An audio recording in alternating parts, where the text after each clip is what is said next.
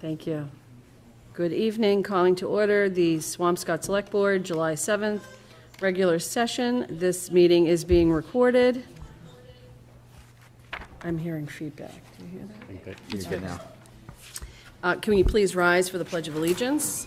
Oh, we have the Boy Scouts here. Yeah. Did you want to lead? I pledge allegiance to the flag of the United States of America and to the republic for which it stands, one nation, under God, indivisible, with liberty and justice for all. Okay, we will begin with the Town Administrator's report. Mr. Connors. Good evening. Can everyone hear me okay? Okay.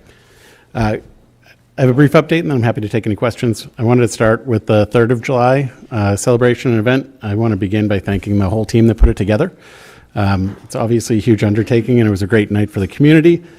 It takes months of planning, long days of hard work, and many people across town departments all working together to make this work. A ton of people contributed, but I just wanted to call out specifically 3 in particular. It's Steve Luck at the police department, who leads the emergency planning and response if necessary, and then Charlotte and Christina at Recreation, who also put a ton of time into it. They are not the only ones. DPW, almost everyone participates at some point throughout the day, either in planning, cleanup, or in assisting with public safety. There's so many different folks that worked hard, but I did want to call them out specifically. I wanted to give an update on Anchor Food Pantry. I know it's something that members have asked about. We have a signed occupancy and use agreement executed by both we and Anchor Food Pantry. It continues on with the same usage. They're carrying insurance, contributing to utilities, and it's a huge community benefit. So we're really excited that we're going to be continuing in the same location and continuing to support their service to the community. I wanted to give a brief update on the transitional audit, as it was called by the town meeting of May of 25. This is something that there was money set aside for, and as I sort of came into the role, and Patrick and I both came into the roles that we are now in, we engaged with CLA to complete that work. They delivered that at the end of June, so at the next meeting we'll give a brief update, and we'll also share both the update and the actual audit itself with town meeting members via email and post it on the town website. That was for water, sewer, and recreation is what we ended up focusing on. It is not a full audit. It is something where we're looking at transactions and best practices and making sure that going forward with this opportunity, with the change in administration, change in head at recreation, we're just doing the best we can, and sort of all the best practices and best business practices are being used. On the HR front, I want to give a couple of personnel updates. First, I'm happy to welcome our new customer service supervisor, Erica McCabe. She started on Monday. Erica joins us from the city of Salem, where she was the principal account clerk. We're thrilled to have her on the team. We also had today the first day for Yanel Espinoza Garcia, who's joining us as a summer local finance fellow with the Commonwealth Fellow Program. He spent a few weeks working with DOR and DLS to get up to speed, and now spends the rest of the summer with us. This is a program that works with fellows from across the state that are enrolled at both state and community colleges that want to get into a future in municipal finance. It's a really significant help for us because it is someone that is trained, knows where to find things on DLS and DOR, and can support both Liam and Patrick throughout the summer. So we're excited to have him. And again, we welcomed him today. I want to highlight something else that came up on the 3rd, which was parking at Hawthorne, just so folks know that we have been in continuing conversations with the new tenant, the Swampscott Center for the Performing Arts. They had posted, I believe, on the 2nd or 3rd, but we're engaging in it on the 3rd with a paid parking program, which is something that both by our agreement and by zoning is not an acceptable use of the property.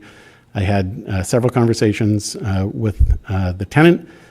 He understood where we were coming from. He's looking for every opportunity he can to figure out a way to both support circulation uses of the property that support other businesses in ways that can support their efforts. But I did sort of walk through where in our agreement and in zoning that commercial parking use is not an acceptable use right now. So we'll continue the conversation to look for creative ways to support their efforts, but we know that this is one that won't work very well for us. Finally, I have another thank you for the Strawberry Festival and Parade. Obviously, the The festival itself was great. There were so many volunteers, vendors, and even a World Cup game that happened to be happening at the same time. So it was a great crowd and a great turnout. I want to single out Janelle Cameron, though. Janelle's put time into this over decades in supporting and growing that parade and making sure that every year it's something that's really successful for the community. As anyone who was there knows, she was the Grand Marshal, and she was letting everyone know it was her last parade organizing. So we've been really fortunate to have her. We'll obviously be looking for other volunteers to together sort of fill in that role and help us make sure that we can continue to be successful. But I thought it was really important to recognize her specifically and the years of service that she had put into that. And with that, I'm happy to take any questions you all may have as well. Mary Ellen? I'm glad you said that about Janelle Cameron. So Janelle Cameron really sets the standard in this town for volunteering, and volunteering with a smile. Like, that woman works. She just sets the bar, and at times when I don't want to volunteer and I don't want to get out of bed, I think, Janelle Cameron's not staying at home, so it makes you just get out there. And I hope a lot of people will just follow in her footsteps, or even a quarter of her footsteps. So I really appreciate Janelle, and I appreciate you saying that. On the audit, the audit that's coming out, did that audit also include procurement? It was procurement within water sewer was sort of, there were a handful of transactions that they looked at, so that'll be part of the presentation. Okay, so that'll be out. Yeah. Let me see that. On the Anchor Food, I did have some questions on the Anchor Food Pantry lease, and I'd like to see if we can get a request that they have more hours Okay. open, if that's a possibility, and if it's an issue with volunteers, we can call Janelle, or because Janelle's not going to be doing the parade. So, but if we can get more hours in there, I think they only have 2 days. And the other question I have is, it's my understanding at Anchor Food Pantry, we also support Nahant in this endeavor, yet Nahant doesn't put any financial bones into this, into what we do here. And it's the Swampscott citizens that are financing the property, financing the capital costs, and I think partially financing electricity or utilities, if that's the case.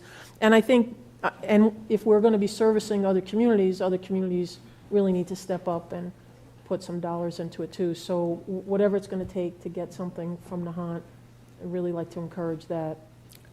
I do support signing the lease. I just would like to get a couple other benefits in here.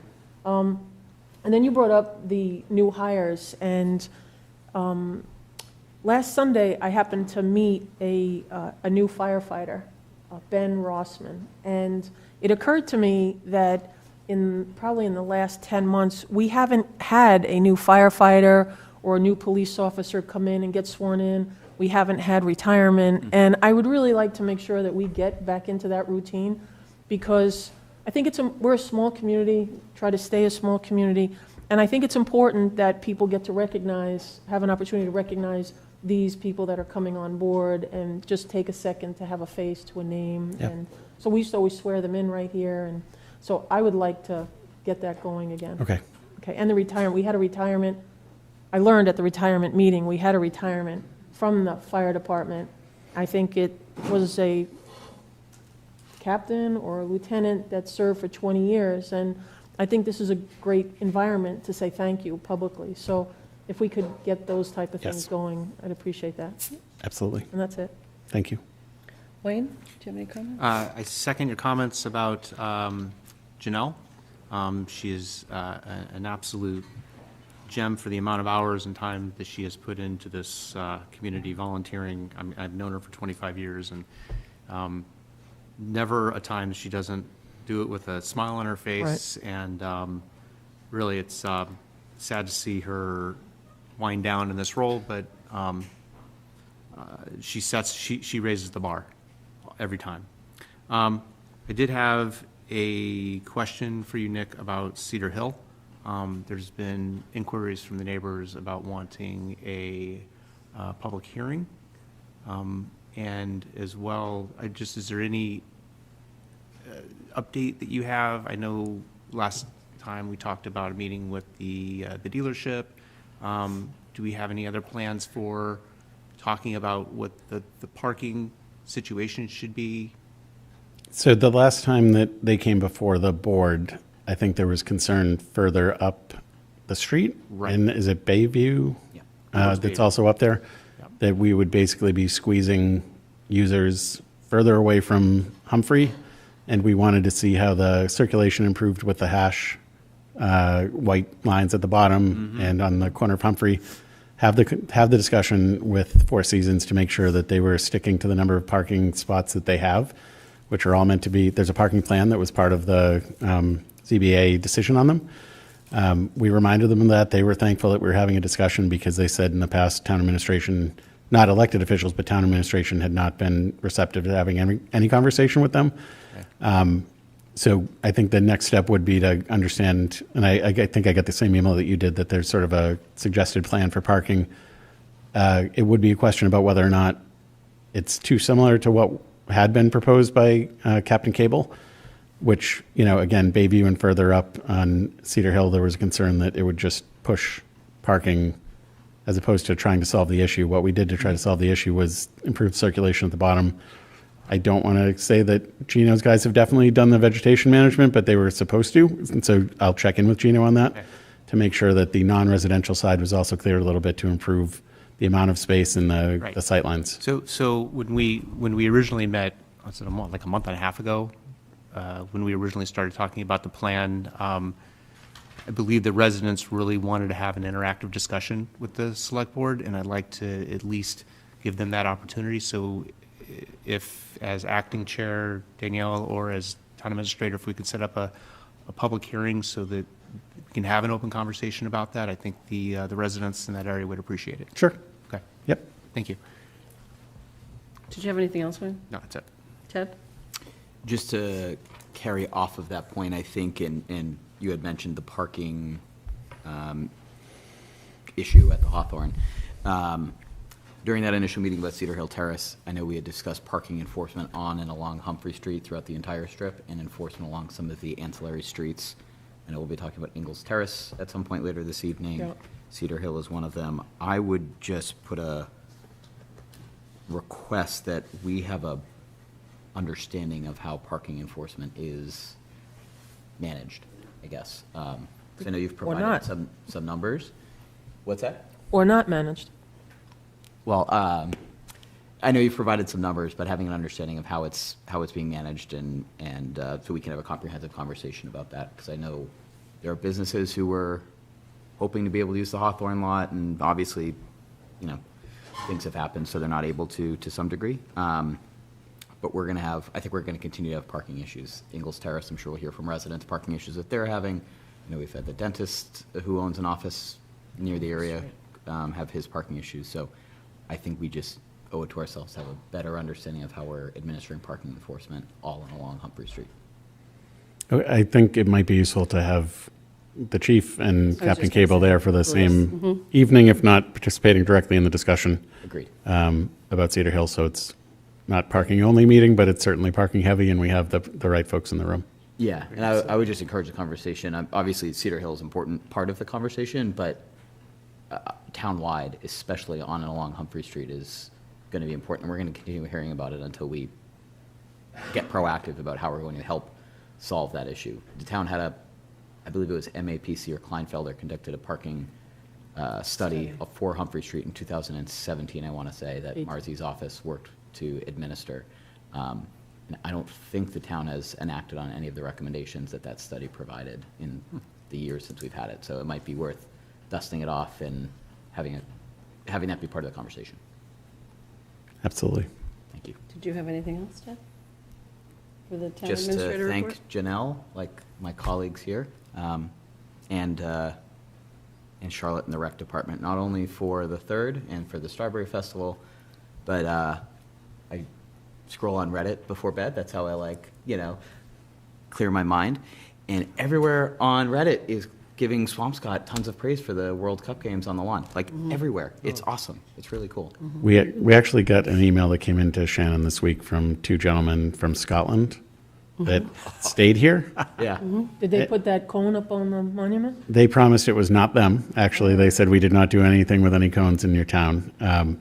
But they were very grateful for not only the fact that we had the games available, so when they were not trying to get down to Foxborough, they were able to watch them outside with the ocean in the background, but just generally how the town had welcomed Yeah. every visitor that came to those events, but also that they saw throughout town, whether they were eating, drinking, or whatever else they did while they were here. Yeah. There were a lot of great Scots in town over the last few weeks. Yeah. So, yeah. Can I- Anyway, thanks. That's it for me. I think there's one more. Daniel, can I add one more thing? Sure, why not? So there was, I didn't know if you were going to make an announcement about the 8th of July reading of the Declaration of So Independence. I did not have that on my list, but the Declaration of Independence and the first concert both will be sort of back to back tomorrow night on the town hall lawn, and that's something that Representative Armini has brought to town and worked with the Historic Commission and others to put together the reading in advance of the first concert of the summer. Great. So it starts at about 5:30, 5:45. Thank you for reminding me. So just to echo, I mean, it has been a tremendous amount of entertainment and work that's come from the Recreation Department the past month. I don't know how they do it, quite honestly. It's bigger than I've ever seen. The response has been huge. It's just really building a significant sense of community. It's fun, it's lively, it's very well done. So kudos to Charlotte and Christina and all of the volunteers. I don't have enough words for Janelle Cameron. I've known her for a long time. I've worked with her for almost 10 years. She's amazing, and she's a huge loss that she's stepping down, but I completely understand it because she's got a very busy life, and she's put in a lot of hours and years. We're lucky to have had her for as long as we did. So just to reiterate, though, the situation with the parking at Hawthorne, I was dismayed to see charging for parking at the rate that it was being charged for Holiday. It's just not what we intended, right? That's the main takeaway there. And it's a disappointment to me in terms of the people that live here that were able to park for free a couple of months ago, and now all of a sudden, this sign is put up, and, you know, not only are we not allowing them to park there, but we're now charging them $40 for a day. So I'm glad you handled that and addressed it. That wasn't the intent for that space, so thank you for that. I don't have anything else, so thank you for your report. We'll now move on to public comment. Just to reiterate, there is a very strict 3-minute time limit for anyone coming up for public comment tonight. You can certainly speak on anything that we have listed on the agenda here. Happy to take anybody for public comment. John, should you want to come right up? Just please state your name and your address. And Mr. Connors, can you keep time for us? Yeah. John, I'll just let you know when there's like 30 seconds left, if that's okay? On the 3 minutes, so you'll... He'll give you the wave when there's 30 seconds Okay, left. thank you. I thought you said I took so long to get No, down. no, no. Oh, no, no. It hasn't started yet. You're down to 2.5, John. So I'm here to speak. Can you hear me okay? I'm here, John Jantis, Blaney Street. 61 Blaney, also a school committee member. I'm here to speak on the hotel project. My wife and I, Siobhan, who's here, we just attended the community event, and just a couple takeaways from that I thought were important to raise here.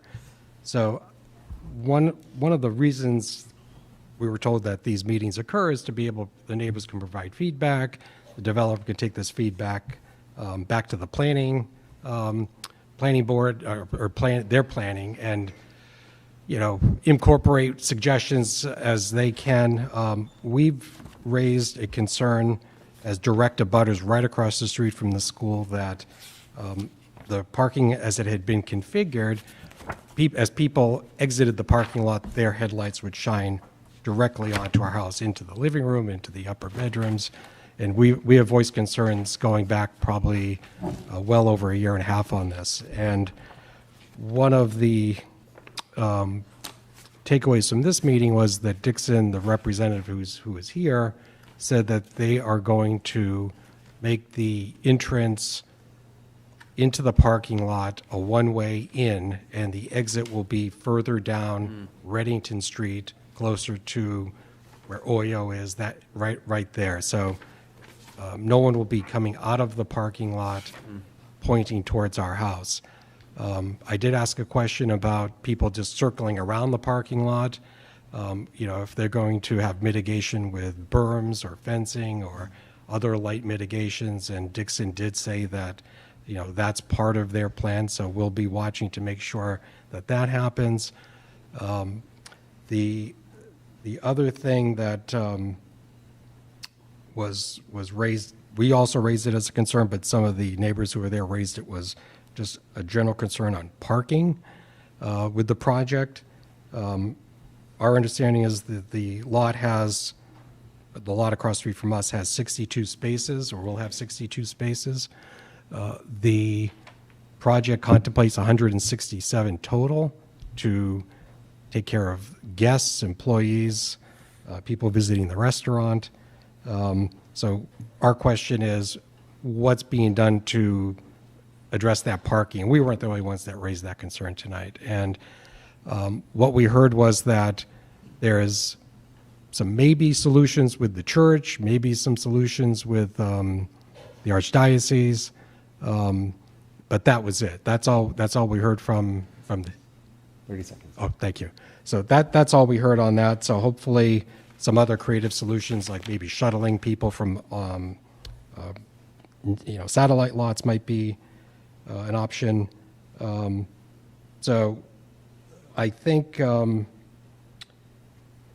just in closing, it's already a tight neighborhood, so we're watching this very closely for, the light pollution, the noise pollution, parking, all of it impacts us. So, we ask that the board consider all of these things as this thing moves forward. Thank you.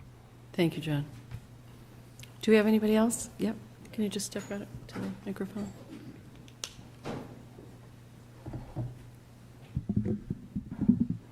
Hi, my name's Al Williams. I'm from 11 Cedar Hill Terrace, Swampscott, and I'm just here to talk about the parking issue. Since May 4th meeting, there's been some improvements. The white lines have been put in down the bottom of the hill, and that's improved traffic coming and going. And the DPW today, actually in the rain, did a great job of clearing on the left side the brush, so you won't have to bother Gino. He's busy enough probably with other stuff, but they did a great job doing that. But I'm here to request a public hearing, as Mr. Spritz had said. I had sent an email today.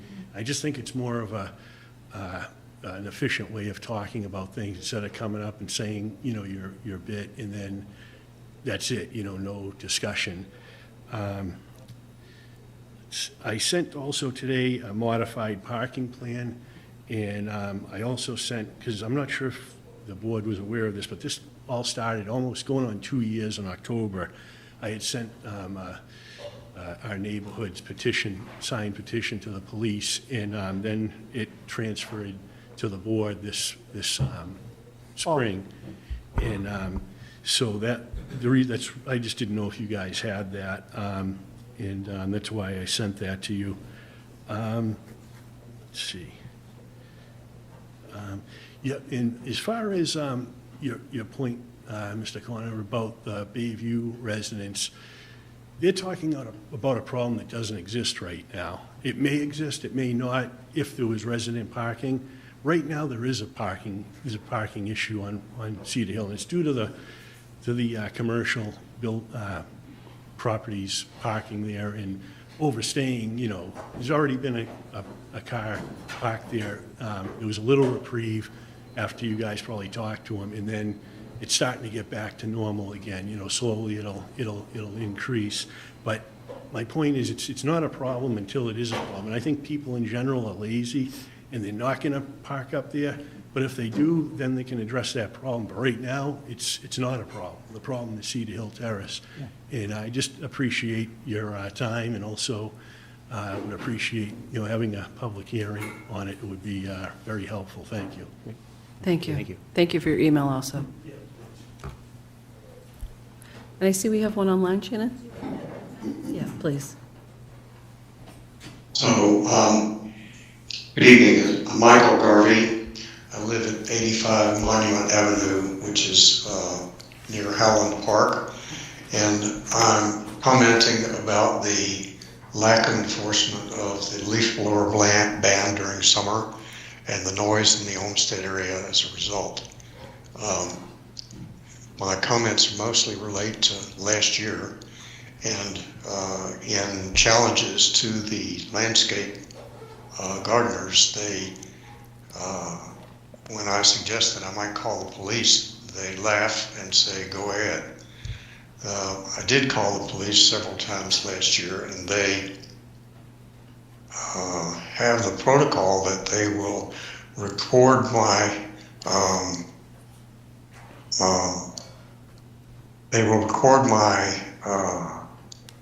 my comment and perhaps send a cruiser. I never saw a cruiser.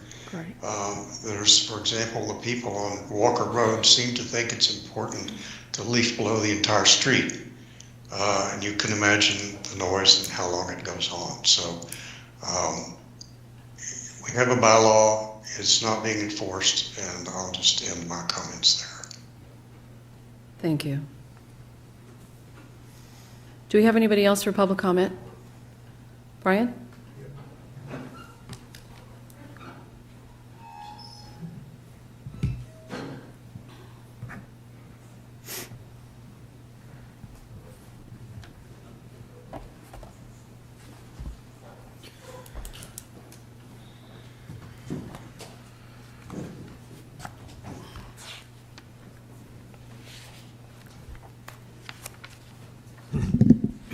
So at the Select Board meeting on June 17th, I listened to your discussion about what elements you want to discuss for inclusion in a Hawthorne site RFP.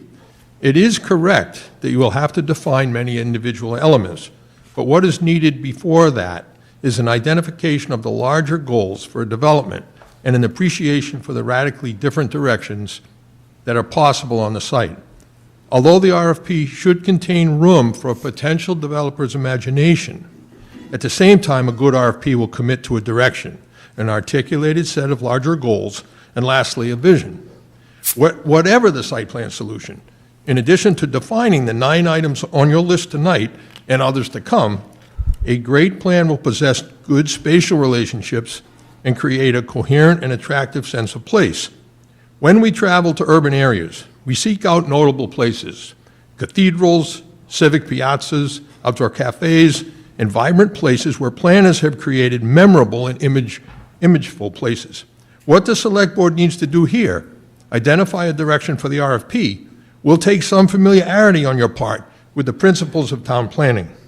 If you look at the 25 or 30 site plans that the Hawthorne Committee developed, you would ideally consider and grasp the many different spatial relationships that each plan would create if built. You would see, for example, that removing the existing restaurant building is the key to opening up the 1.4-acre site for all sorts of possibilities. If we remove the building, no additional land purchase is necessary to achieve a wonderful blend of uses across the site. It is often difficult for lay people to understand and feel the three-dimensional relationships represented within a flat drawing. The Select Board needs to develop that skill in order to select a development direction. For the plan direction that you choose would rearrange even the sequence of the items on your list tonight, and it would change the answers to the checklist, as the answers will depend on the plan direction or vision for the site. An architect or town planner would start, not yet with your list, but with a vision of what is fitting and best for the site and the context. That takes considering first whether the existing building stays or goes, and then imagining and pursuing something outstanding that is not yet now on the site. You could then produce an RFP that contains a clear compass. Thank you. Thank you, Brian. Thank you. Anyone else for public comment? Okay, seeing as none, we will go ahead to new and old business. The first item is a proclamation. Let's see here.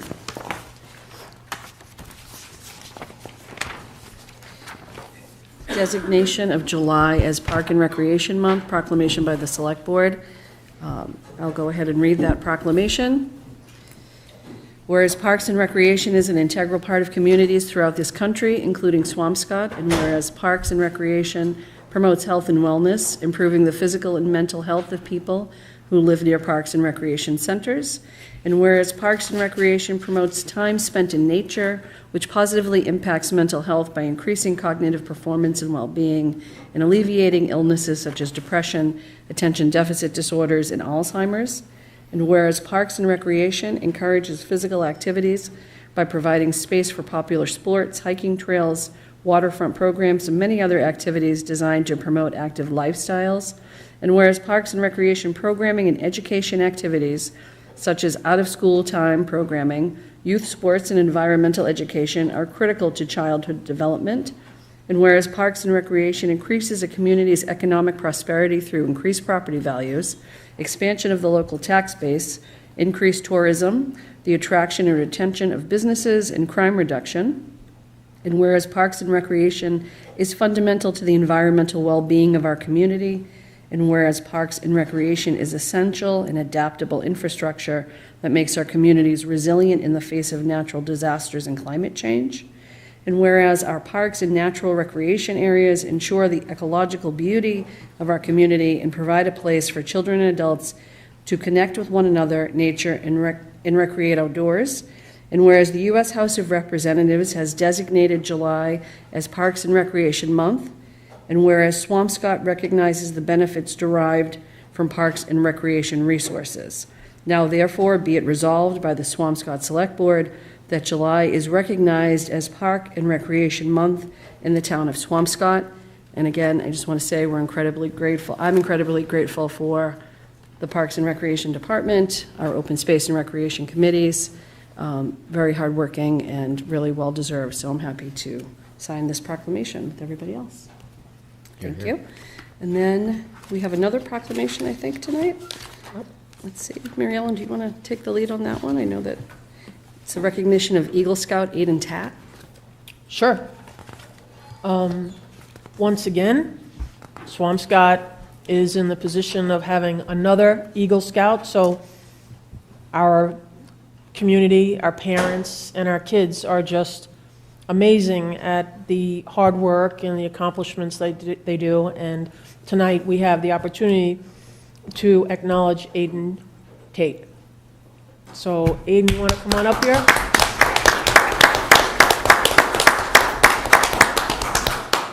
Aiden, let me just read this for you, okay? So whereas the rank of Eagle Scout is the highest honor that can be attained by a Boy Scout and takes years of dedication and commitment to achieve, and whereas Eagle Scouts act as leaders and role models in the community, the Eagle Scout Award was a distinction that will follow Aiden Tate throughout his life and will be a beacon to others of the leadership, quality, and commitment he has shown, and now, therefore, be it proclaimed that on behalf of the entire Select Board and the town of Swampscott, we do hereby congratulate and recognize Aiden for his achievement of the rank of Eagle Scout and urge others to join us in extending congratulations to Mr. Tate.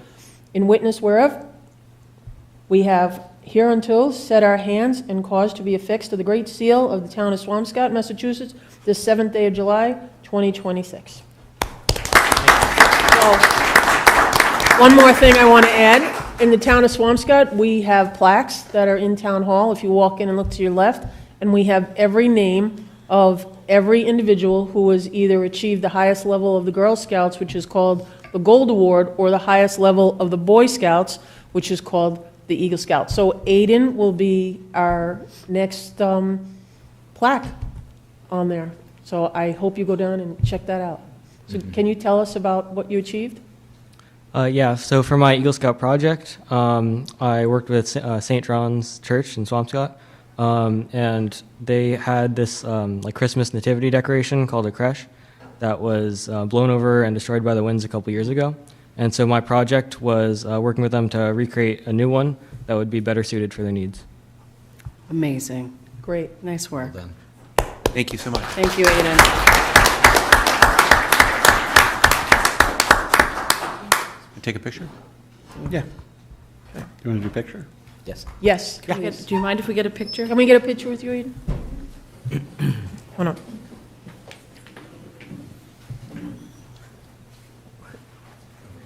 Let me get out of the way. Just come right over here.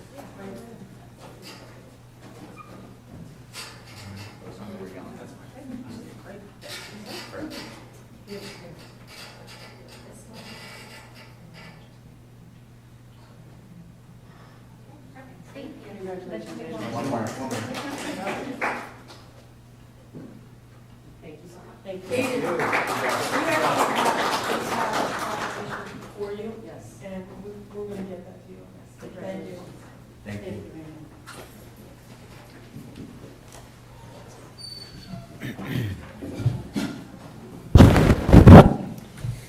Okay. It's great. We are now moving on to review and discussion of construction drawings for Hotel Delamar Swampscott. I'd like to welcome Mr. Dixon Mallory, Director of Business Development for the hotel.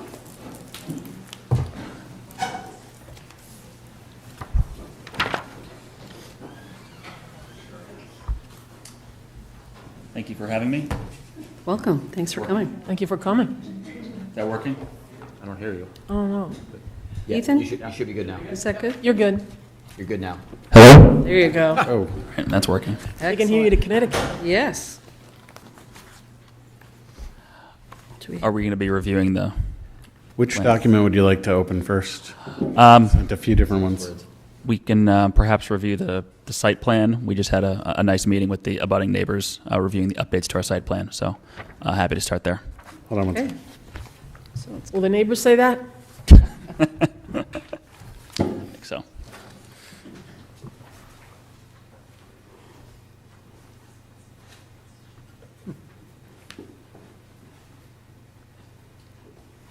Okay.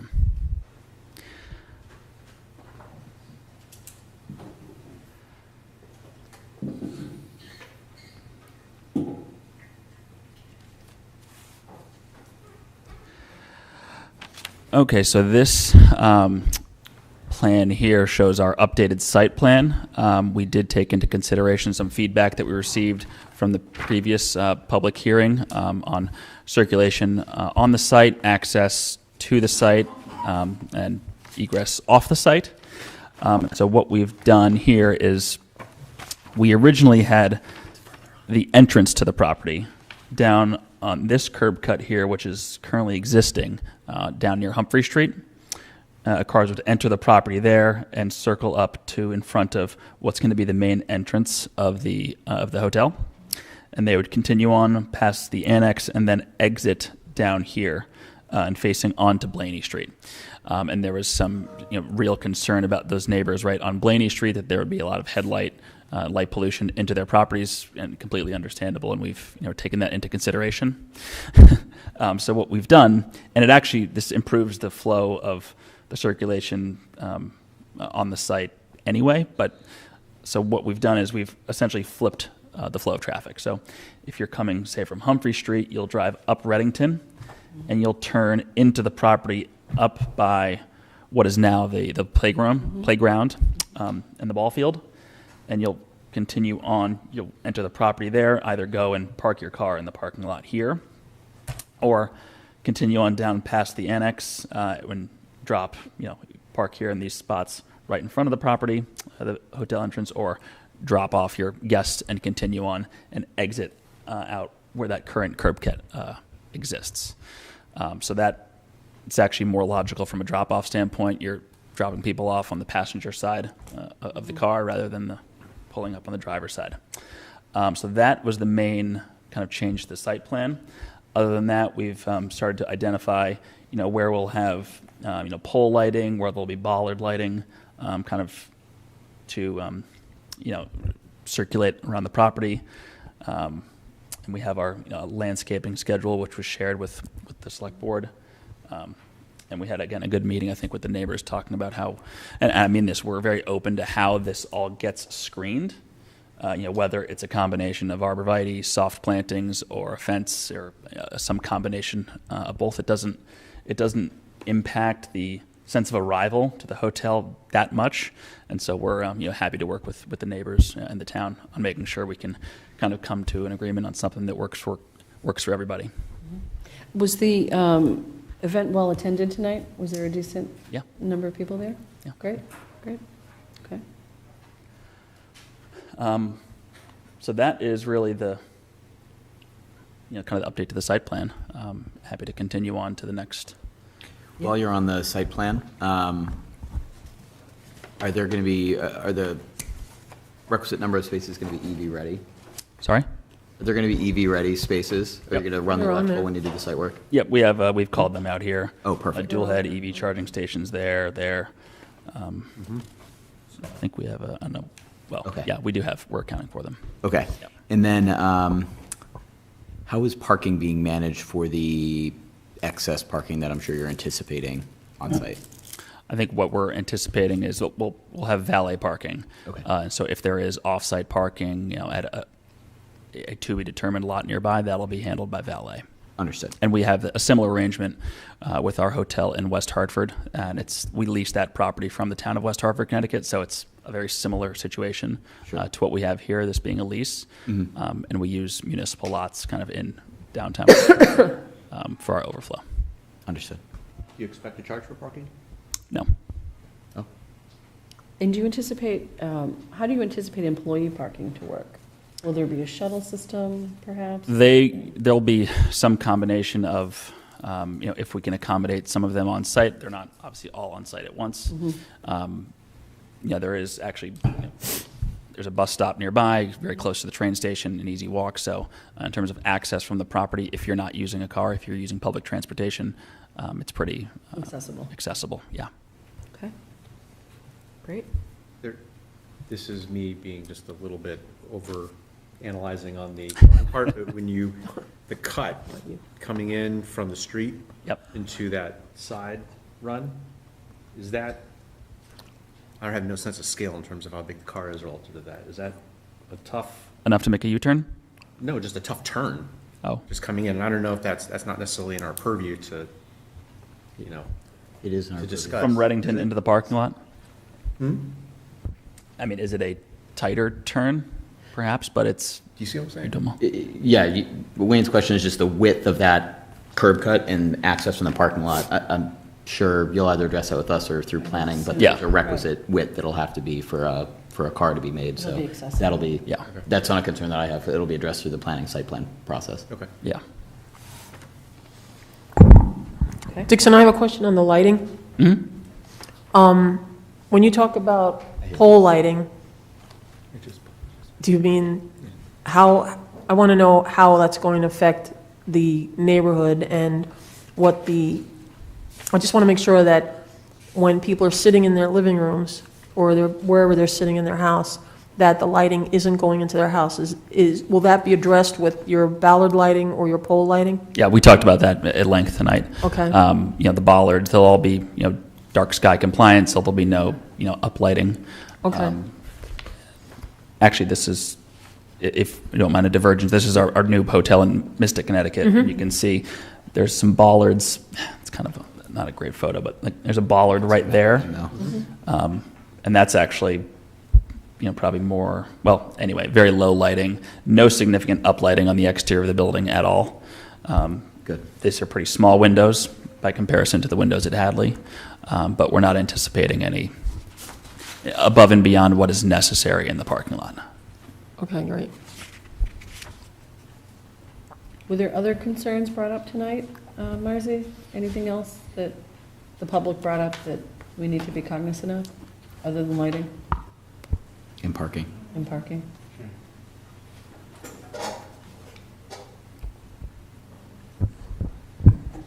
Majority of the concerns were about landscaping and I think traffic impacts.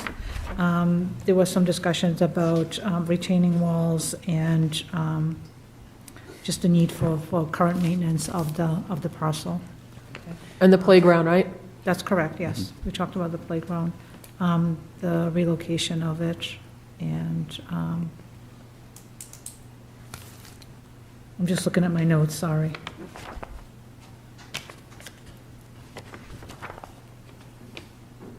I'll ask a question while you're looking. No, I think that was about it. Sorry. Wayne? Is there any consideration for the rainwater runoff into, because you're adding more into where the ball field was, right? You're adding concrete, you're Yeah. adding tarmac. Is there any concern for that loss of absorption area? I mean, that'll be all accounted for in our landscape grading plan. You'll have a engineered stormwater Yeah. plan as part of Stormwater your management. site plan submission. Yeah. Yeah. So you'll see there'll be retention basins or something that they'll have on the site. that Catch will- basins, yeah. Yeah, that'll be addressed in a further submission. One thing that I am noticing, I know when you came before us, came before the planning board about a year and a half with your initial concept drawings, I think since then, I know you've added, it looks like, canopy awnings to the entrance, which I think are really nice, well done. One of the other things, I know you talked about screening at, I guess, your neighborhood meeting, and I think just my personal preference is arborvitaes, to use greenery rather than vinyl or whatever fencing that you could use for screening. Just the added benefit of trees to accomplish the goal is helpful. Yeah. Or whatever it's worth. No, there's obviously not a lot of, landscaping opportunity on this site as is. So, yeah, it would When be. you can have the chance Yeah. to take it. So has any of the, Marcy, this is probably a question for you. Has any of the substantial list of trees that have been provided on this list, has that been reviewed or tossed by That's, the tree committee? that was just kind of a sampling of a theoretical plan of what we would, propose. It's just, yeah. Okay. We will have a full landscape plan that will be reviewed by the planning board as part of the site plan review. Then what about the very end there, on my right, where that row of parking? And then what's going to happen landscaping-wise to shield the neighbors that are to the far right? On Stone Court, yeah. So this is gonna be, the ball field kind of slopes up towards Stone Court. So that's gonna have to be leveled and brought down. So there will be a retaining wall that will naturally screen the parking lot from those abutting homes. Now, we talked about this at length, is what additional screening goes in there if needed. If, if there is a fence or arborvitae that could block the view that these Right. homes have looking down on the water. So in that case, maybe they wouldn't want screening. But Okay. that's- So they'll be involved? Yes. They'll have opportunity to? Yeah. Okay. What is the expected elevation step that, or I can't regrading? How many I feet? can't recall, it's a few feet, but I think it would cover, headlights in a car, for example, but, yeah. And I think just for the board, at least for Wayne and I asked Marcy this question by email, and I'm sure you may have communicated this to Dixon as well. We have our jurisdiction through the land development agreement as the property owners. The planning board is the site plan special permit granting authority under our zoning bylaws. So they are going to have a very similar conversation to what we're going to have in requirements that they may have the applicant do in terms of screening, and they're going to go through all of the elevation plans, the engineering plans, all of that kind of runs parallel to us as the property owners as part of our LDA. So a lot of the intensive application questions we might have in terms of elevation changes, all that, the applicant will have to provide to the planning department when they go to pull their building permit and get their site plan permit from the planning board. Just from a process perspective. I think When it's does that helpful to happen? understand. Right, what's the timing on that? Timeline on the whole process? February of next year is when they have to have all of their permits pulled and approved by relevant boards. Okay. So what is the process, though? Like, how many meetings? Because we're in July now, so there's only a few months before we get to, like, 7 what months. does that look like? The schedule, the timeline. Do you have that, Marcy? Or, I don't know. I mean, you'll have I would Mr. Ruff. defer to Dixon, because in order to appear in front of the planning board, we will need to have all the elevations planned, the landscaping planned, the cross-sections, sort of like the traffic patterns. So there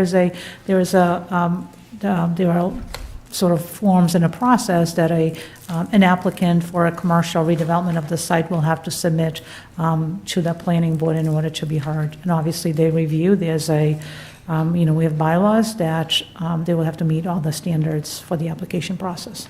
So it really depends. We rely on the applicant to submit the application.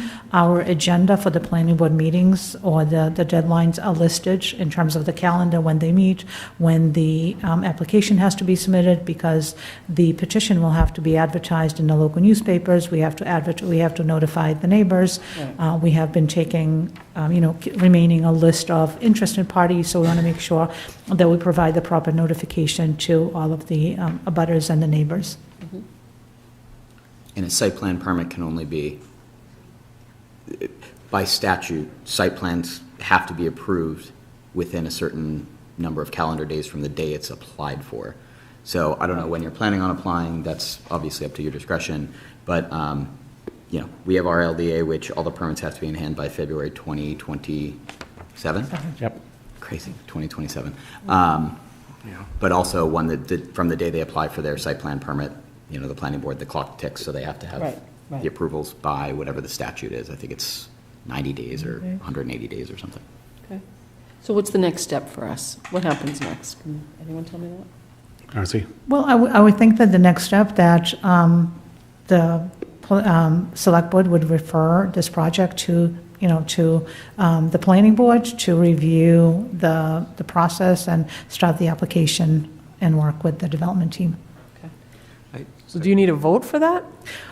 No, you don't No. need a formal vote, because obviously they will have to submit a formal They have to do it application. anyway. But just, you know, Right. I would think procedurally, I would imagine that you would want to hear back from the planning board, you would want to review their Their decision recommendations, yeah. and their recommendations for the project. That's a quick question. Has anything changed since you last came for either us or any of the other boards? And we've talked about a lot of the external stuff, but internal, have you? There's been changes. Huh? There's changes. Yeah, I mean, can you explain what those, if there's any significant changes between the amount of rooms or the room sizes or what you're offering and so on? Sure. I mean, should we go to the? Can I give a suggestion for how we might approach the conversation? We go through page by page, because I did notice there, I think it's helpful for you to get our feedback page Yeah. by page. From a process perspective, I would imagine Dixon can take that feedback, they can make whatever Right. considerations they want with that. And then I think for us, at the end, for us to have a process conversation with that feedback, where do we go next? What's the next step? And then how do we get from here to February 2027 when all permits need to be in hand? Yep. That's what I would encourage us to. Okay, so let's do that. Let's start with page 1. Is it this one?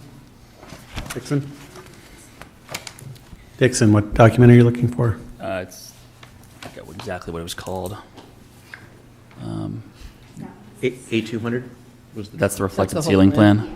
Yeah, that one's a bit harder to read. Okay.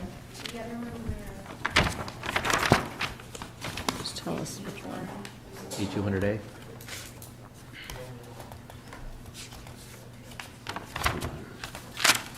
For the purposes of this board, I would think just the layouts of all the floor plans. Yeah. Kind of going to be what, We don't need to go through the ceiling plans. yeah, ceiling plans, that sort of stuff are for our colleagues on the other boards. Which is the document that you're looking for, so I can find it? I Partial don't. first floor, or? Should say, A201A? the contract documents, or What's the page number in the bottom right? is it A100? Okay. There's A2, A100, so it's after the. Is it the end? After the landscaping inventory. I don't think I have. You're- I do. oh, okay. Great, okay. I think I got it. So the 100 series. Yep. Yes, A1, here you go. Great. So overall basement floor plan. Just give me one more minute, sorry about this. Oh, okay.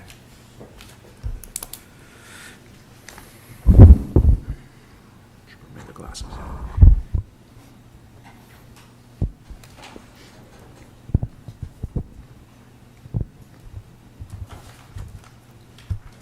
Are there any specific questions in terms of the changes that we'd like to review? I mean, we could go through the whole plans again, but if there's something we'd like to talk about specifically, I'm happy to focus on that. Call out what changes you made on each of the, Is this the right document? or- Yeah, that looks good. I just want to make sure I'm in the right spot. Yep. answer for, No, please do. So in terms of revision control, right, is this the first time then that these drawings have been created? Yeah. Okay, so it's not like you've revised something, I saw it was Rev 1, so. They've been evolving, but this is the most recent and updated plans that we have. Okay. Yeah. so I think the last time you came before the select board, what has changed from then to now on the basement floor plan? On the basement floor plan, we've put the restaurant into, which is going to be very kind of cool. There's going to be kind of a two-level restaurant in what's now the mechanical room, because there's a pretty significant sub-basement in the current mechanical room. So there'll be a two-level restaurant with a perimeter kind of terrace that wraps around the perimeter of the main mechanical room with an opening to below, which is this area in blue. And then down below here, this will be the seating area in the bar that will be in the floor of the sub-basement. So it'll be kind of a speakeasy, and there's actually a few rooms in the sub-basement of the basement that actually lend themselves kind of very well to private dining rooms. So for a dinner of, say, 14, 20 people, something like this, that room is already there with dramatic 20-foot ceilings. So that'll be kind of a very kind of unique restaurant setting. Fun. And so that's kind of the main change. Other than that, that's all the kitchen. Fundamentally, that hasn't changed. That's just, we've gone a bit more granular on the layout of the kitchen. Then otherwise, it's predominantly back of house, break rooms. And this is all kind of that subgrade. So these windows will be frosted, so you're not going to be looking into the back of house, but they'll be screened and frosted. So there will be light coming in, but you won't see into it. That's the biggest change. So you said the sub-basement has the private dining space, and then the regular basement has the speakeasy setting. The floor of the mechanical room of the sub-basement is where there's a bar. Yeah, okay. The bar is right here. Got it. Yep, and that. Oh, I see. Right there. And this room is, The private dining that, or it could be just set up for regular a la carte dining, but it could be. But got it. It's there. Yep. Yeah. Is this all existing space? This Yeah. was converted? Yeah. So they're not creating any new space? Okay. No. It's a very, very big room. Yeah, it's huge. It's a what? It's a big room. Yeah. Yeah. Oh, I see. Okay. What was this previous? This was the gym? Mechanical. Mechanical This room. was all the original Yeah. mechanical room, okay. That's where the steam boilers are. Yeah. Should we go up to the Yep. first floor? Next one. First floor. Sorry. It's still the basement, one more.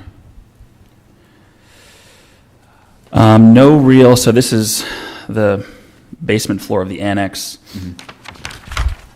We have added, we've added a room here. This was going to be one very large room.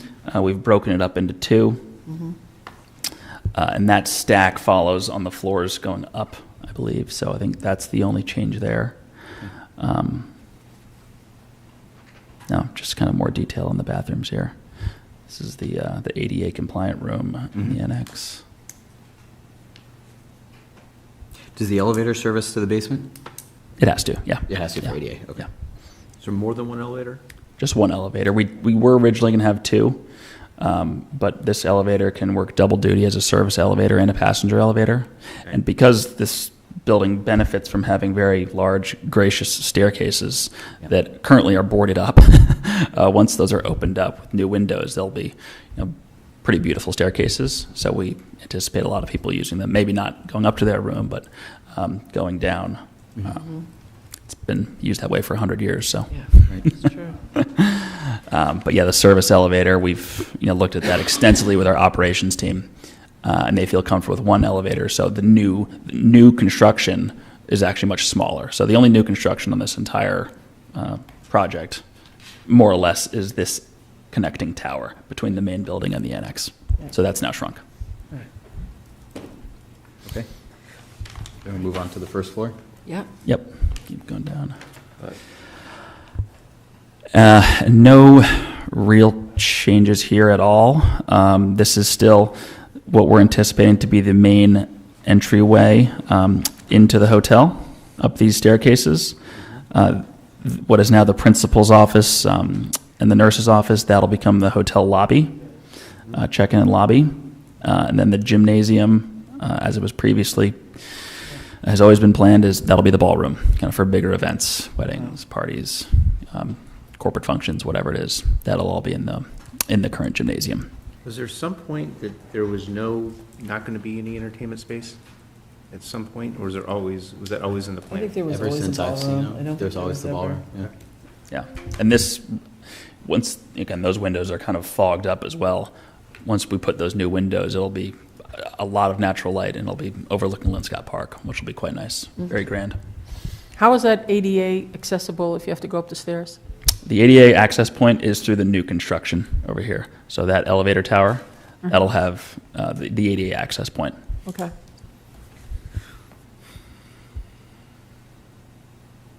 So were there any real changes to this?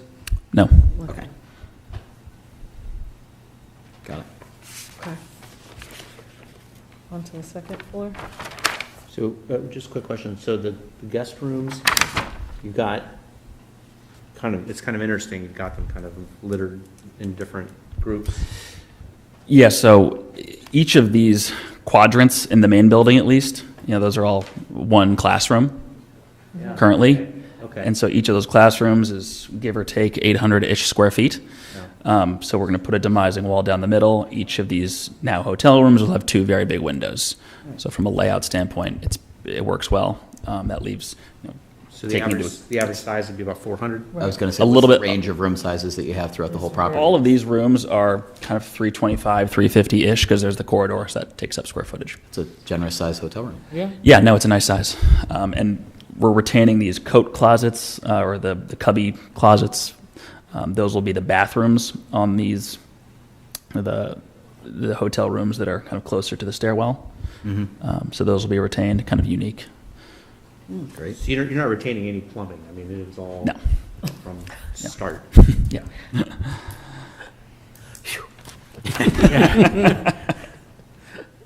God, no. You on the second floor? Second floor? Yeah. Did you change One more down. the gym? That's changed locations. Yeah, right? so the gym, keep going down. Oh, their gym. So the gym is. The new gym, the hotel gym. So this is the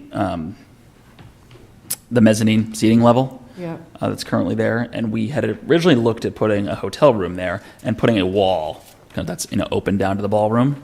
So now we'll have putting a wall there. We'll have some sort of decoration to make it aesthetically pleasing. But this actually works because it's poured concrete steps, and it's very hard to make that work as a hotel room.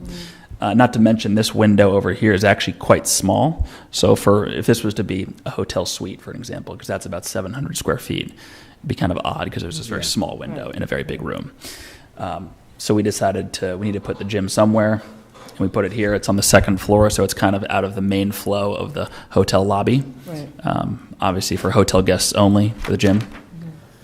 And there's enough square footage where we'll kind of flatten off part of it, so there'll be two levels.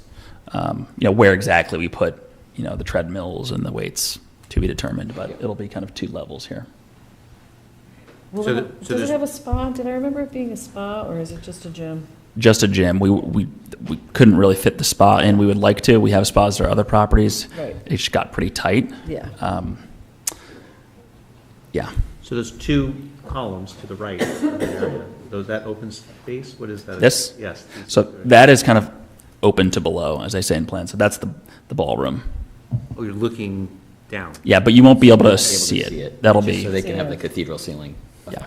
Yeah, it's like 25-foot ceilings in the ballroom, in the gymnasium. And we're retaining the stage. So that will be, if there's a band playing there, they need a stage. So that won't change. Great. As I said, in the annex, again, the annex is just all rooms. There's no real change there. Right. Okay. You have different size rooms, obviously. Yeah, there's a number of different size rooms. The annex, some of the rooms in the annex are a bit tighter, but then again, we have some larger rooms in the main building. Are some of them designed to be suites where they can Yeah, open in between? yeah. Next page, we'll see, I think, a few. Yep. Terrace. Keep going down. Yeah. One more. This is just the more detailed. One more. Annex is all suites. Keep going.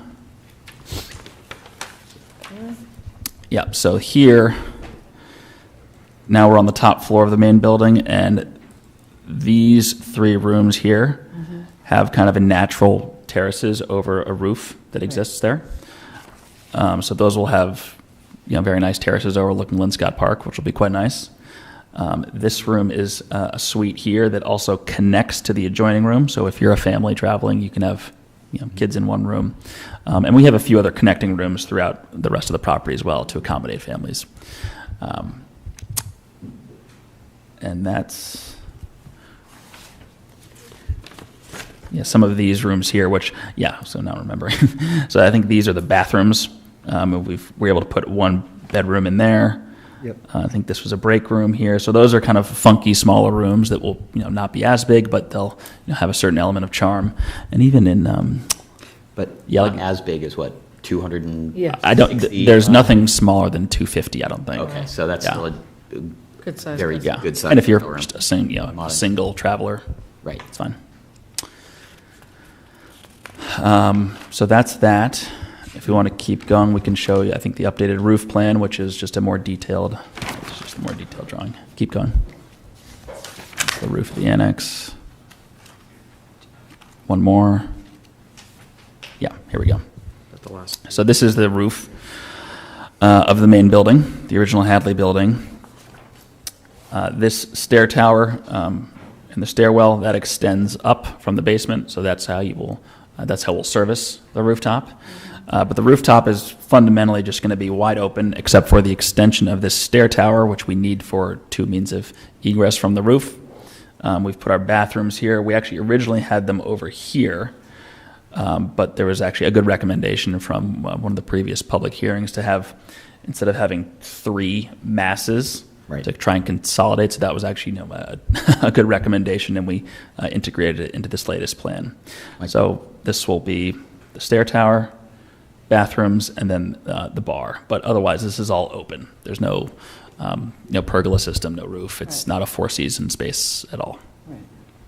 My colleagues on the planning board who provided that recommendation will be very happy that you guys followed through on it. Yeah, and it actually makes the plumbing easier because we don't have to Good. run it from over there. It's all consolidated. Consolidate the stacks. Yeah.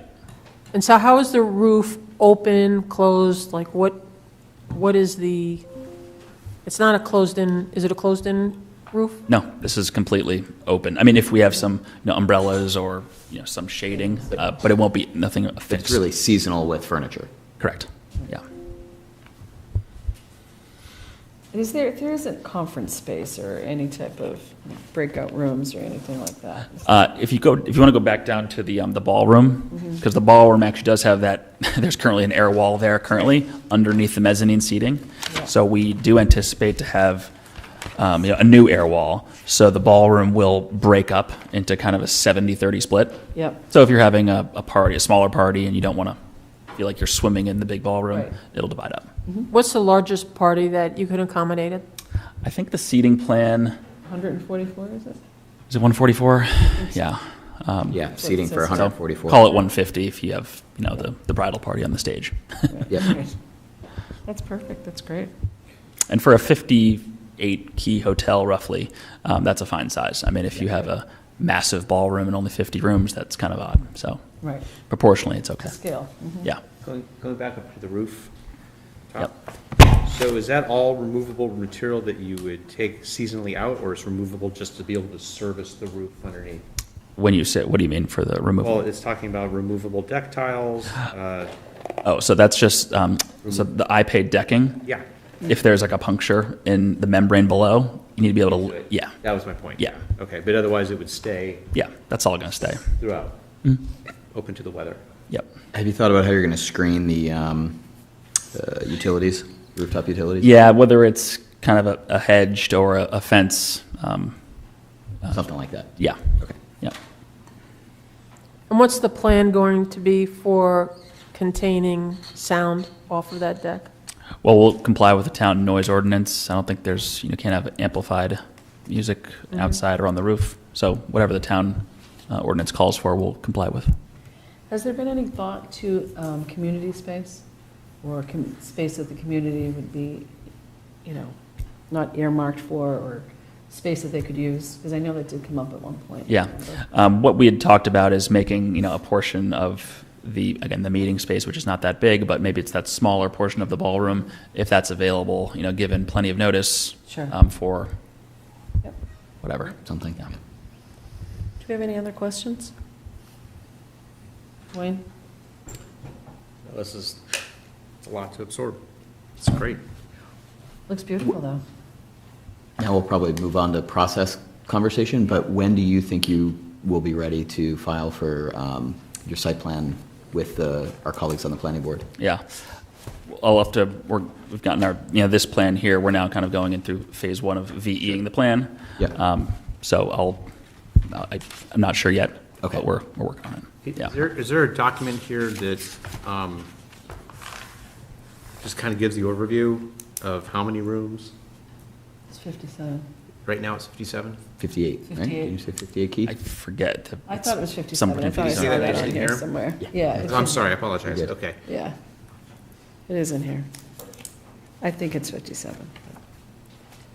The most allowed in the zone is 60, so it Yeah. won't be more than 60. And max occupancy with all rooms included for guests is how many? If it's 2 rooms per person times 58, so 112, something like that. I right? didn't know if it's 108. 3 or you have, Oh, I guess you could I have don't it for honestly know 4, the maximum occupancy. Do you 2 have any people per idea? room. is that your max? Rooms. 2 or At the 3 moment? maybe? I mean, if you're traveling with a kid and we have a trundle bed, something that we bring up. So I can't imagine being. But not much like, more. there's like other hotel rooms, you have 2 queens and you'll have 4 people. Oh, if it's 2 people per queen, yeah, we do have some double queen rooms. Yeah, so you For could families. have a max occupancy of 4. Yeah, Right. yeah. Okay, that's what I was getting. Yeah. Yeah. So the max total, I mean, your projected total might be 2 per room, but your max total would be, I looked, there were a handful of double queens, beds, but it yeah. wasn't Yeah, 50/50, it's right? not There were all more two king. I think we have 8. I think it's 8 double queens, So, Okay, so potentially I think, or maybe is it more than that? so 2, 5, 10, 104, so Somewhere you're around talking 200. 150. 130, 240, Something something like that. like that, okay. Right. Okay. Anybody have any other questions, Mr. Mallon? I would just, from my experience on the planning board, I would give yourself enough runway to make sure you get your approval in time for final feedback from this board per the LDA timeline. Yeah, That this looks really nice. thank you. It's great. Yeah, We're very excited for it, so. And I would like to also underline, we talk to Dixon weekly. Yes. Unless there's a reason to push. So we will also be in touch to make sure that any support he needs from the town side he's getting, but it's a standing meeting that Marzi, myself, and Dixon have as well. Great. Well, thank you again for coming in. Last having me. question for you. Do you guys operate your own restaurants on site? I feel like We do. I remember hearing you say that. Okay, very nice. Yeah. Right now we do. We have leased them out in the past, and we might lease this one out, to be frank. Okay. But at this current time, we do operate all of our restaurants. Nice. Looks great. How big will the restaurant be in terms of capacity? I think we have roughly 100 seats in the current plan, maybe a little less, so maybe 80, something. It depends on kind of how you lay out some of the, Configuration, yeah, And you still plan on having the outdoor dining? absolutely. Yeah, okay, good. Yeah. And I shared some photos of our existing Yeah. properties and the restaurants to give, it won't be exactly that, but the type of aesthetic that we try and create in our restaurants in the outdoor areas. Looks great. So you'll then transport the food from the main kitchen up to the top? So for the rooftop, Main. we're not anticipating to have a That's full, just bar. yeah, that'll be, if we have to serve some snacks, we will. But it's not going to be a full restaurant on the rooftop by any means. That'll be just for It's on the main line. Cocktails? cocktails, yeah. Okay. Sunset. Great. Well, thank you again. Thank you. Thank you. Nice to very see much. you. Awesome. Looks great. So Marzi, could you just walk us through kind of between now and opening? Because I know that's kind of in the contract generally, for the LEA, excuse me. Could you just walk us through kind of process and timeline for us to have a better understanding? Absolutely, it'll be my pleasure. So as you had mentioned and alluded to earlier, the developer has until May 27th to complete all of their permitting, meaning going through site plan review, sort of review by the Historical Commission if there's any demolition or any external work on the project, that they would also review it prior to issuing of the building permit. They will also have to secure all of their financing in addition to securing all of the permits, and that is all due by February of 2027. After that, the town will also execute, or the select board will execute the lease agreement with the developer during that time as well. And then construction will probably take about 24 months or so, so that will bring us into February of 2029. And if everything goes well, the hotel should be open by November of 2029, or at least that's what we had established or identified in the LDA as the timeline. Can you send us the timeline? Absolutely. Dixon, does that timeline still match with what you're hearing from your GCs? Yep. Cool. Great. Thank you. Marcy. That's awesome. No, Thanks for coming. thank you so much. Thank you, Dixon. Okay, we're now moving on to discussion and possible vote on fiscal year-end transfers. Patrick Luddy, you are up. How are you? I'm good, thank you. So tonight, I have for you year-end transfers for fiscal year 2026. As you know, we just ended our fiscal year on June 30th.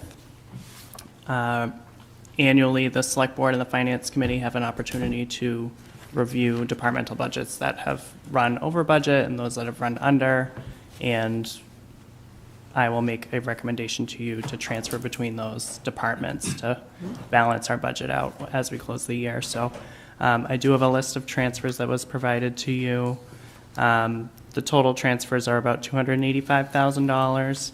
For comparison, last year it was, $663,000, and the year prior to that it was $479,000. So this is lower than what we've seen the last couple years. It's reflective of, the budgeting that we've been doing, and we haven't had any, crazy variances this year. I think the largest transfer in is to the fire department related to overtime costs, so I'll highlight that.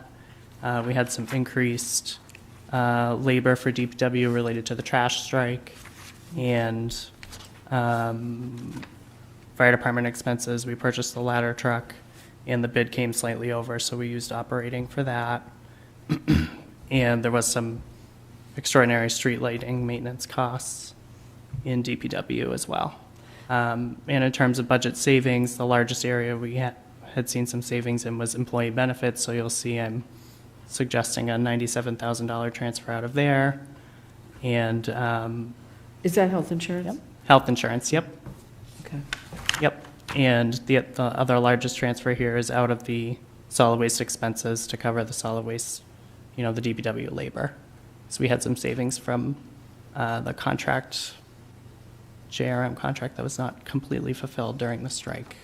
Could I ask the increased labor for DPW recycling pickup from the strike? Is that not something we were wasn't there negotiation happening whether or not they would cover, Republic was going to cover some of our extra costs during that time, or no, am I misremembering? Prior to my arriving, they credited some of, I think the first 3 months Right. of the fiscal year, Right, our costs were significantly lowered. right. And so I believe that is where these savings would have come from. We're using those savings to pay for the DPW labor, but it's Gotcha. two different budget lines. Okay. Oh, those are two different lines? Yep, makes exactly. sense. Okay, so just so we summarize that, we did have a savings, and that savings is going to be covering this line. Yep, Correct. yeah. I There can was see more the than offset. $41,000 in savings. It was more than that. Right. That's what's required to cover the What happens overage. to that other, this, well, The overage or extra savings? yeah. That will- Just free cash, or? That will close to the enterprise fund, so it'll be retained earnings. We can use it towards, future years for the contract or whatnot. Okay. So I have a couple questions. How is it possible that we ran over on lifeguards?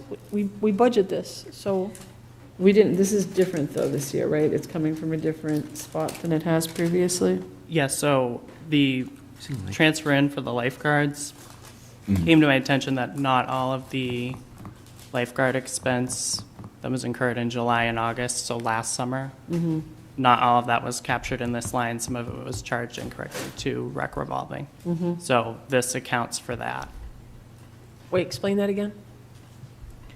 some of the salary expense for lifeguards at the beginning of fiscal '26 was incorrectly charged to rec revolving. Yep. So now we're at year end, ticking and tying, caught that. So we need $15,000 more in there to cover it. So that has to go back into the revolving account? Yes. Okay. But still, we had a line item for lifeguards. Did we just went completely over that line item? Did we under budget for the line item, or was I it just that think we it- took it from the wrong I spot? think we took it from the wrong spot. I think both. We took it from the wrong spot, and I think going forward, the budget needs to be higher than what it Right. was set at historically for that, yes. Okay, and can you also look into legally, can we be using the revolving account for some of these activities? Like lifeguards or bigger community events? Yeah, I've had a couple conversations with Charlotte about that already, and we're going to continue to talk about it and bring Okay. more information to you before we do the next budget. So my next question is harbor master salaries? Yep. There's that. How do we go over that? I mean, So Fifth up or sixth? Or there's a few officers that will backfill at an overtime rate in the harbor master area. Okay. And so from July and August, so beginning of fiscal 26, thank you, been 3 years now, there was an overage. so police officers have to cover that on overtime? Is that what you're saying? Yeah, there's some overtime attributable to the harbor master operations, yes.